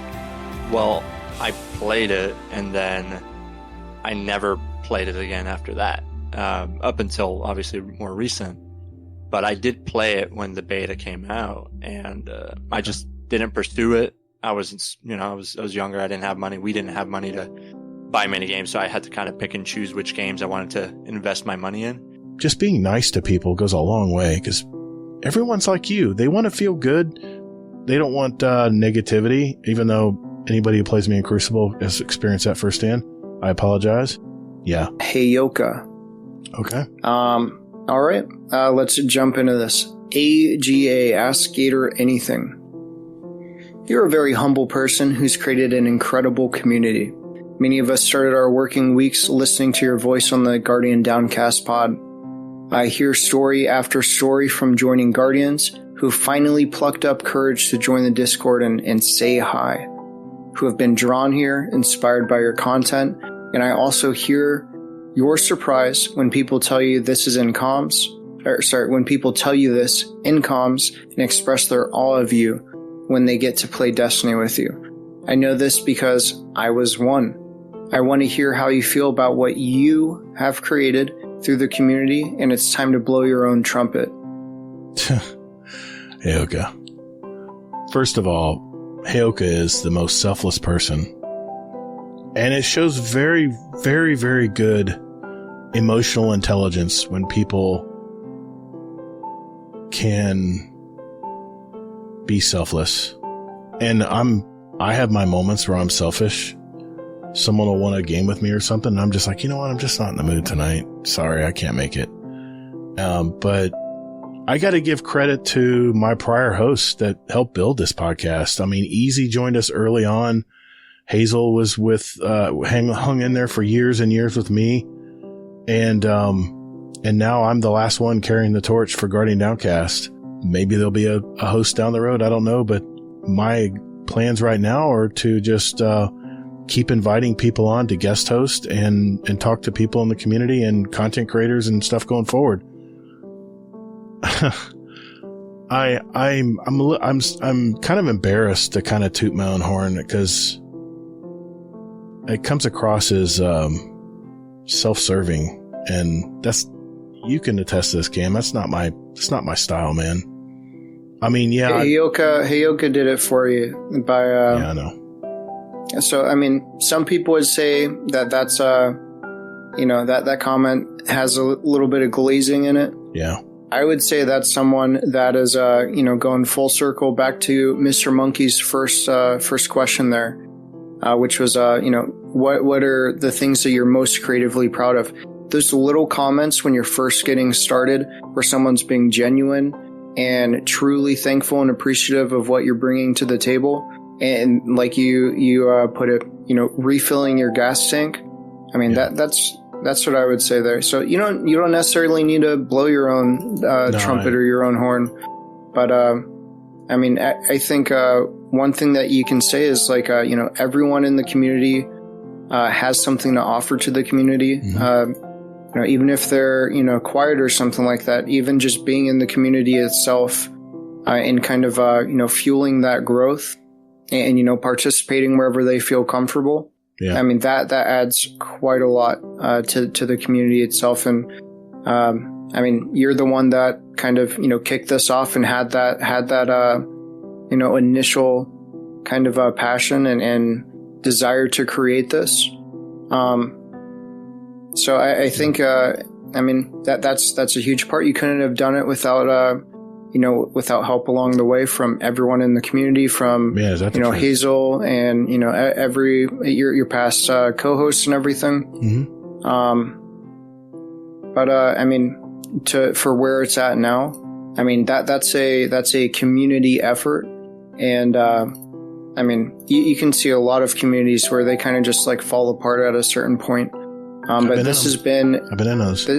This has been, like a community that has been, self-sustaining. And I think a lot of that comes, from people like Heyoka, being willing to, write these kind of comments and show their appreciation and and kind of share their love and the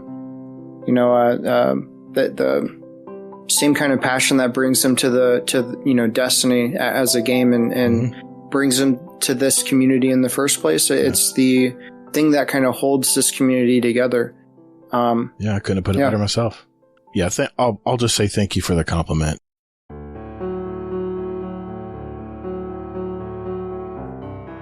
See what I mean? An abundance of friends, Todd. I wanted to thank all of our community for continuing to listen to the show, and who knows, I may be talking with you one day. The first place to start is by joining our Discord community. discord.gg/Guardian Downcast. And join us as we talk about Destiny and whatever else comes up.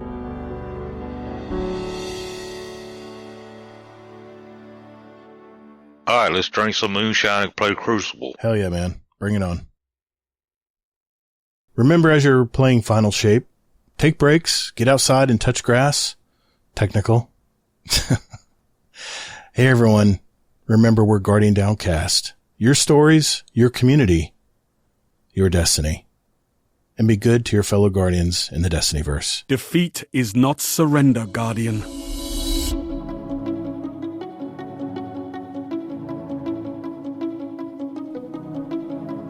Thank you all so very much for listening. And later, Guardian.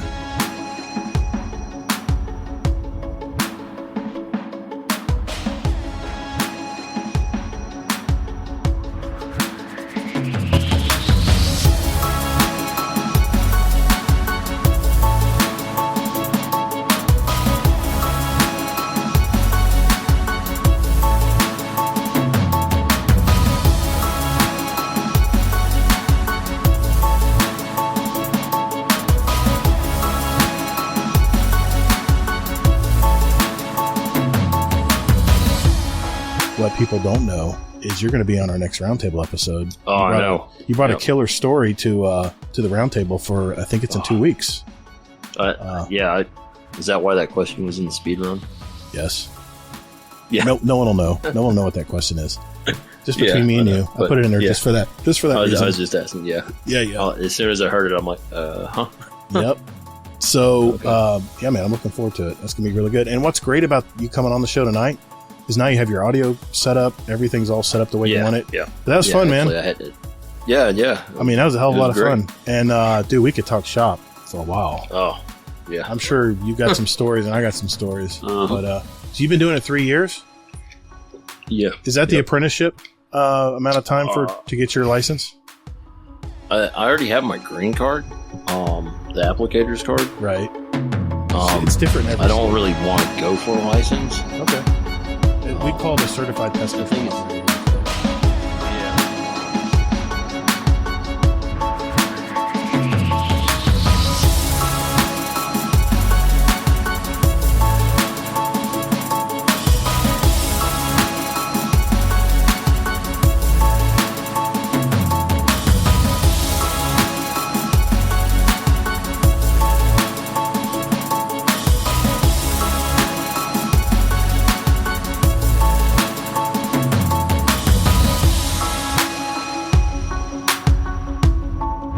Best hub on the net.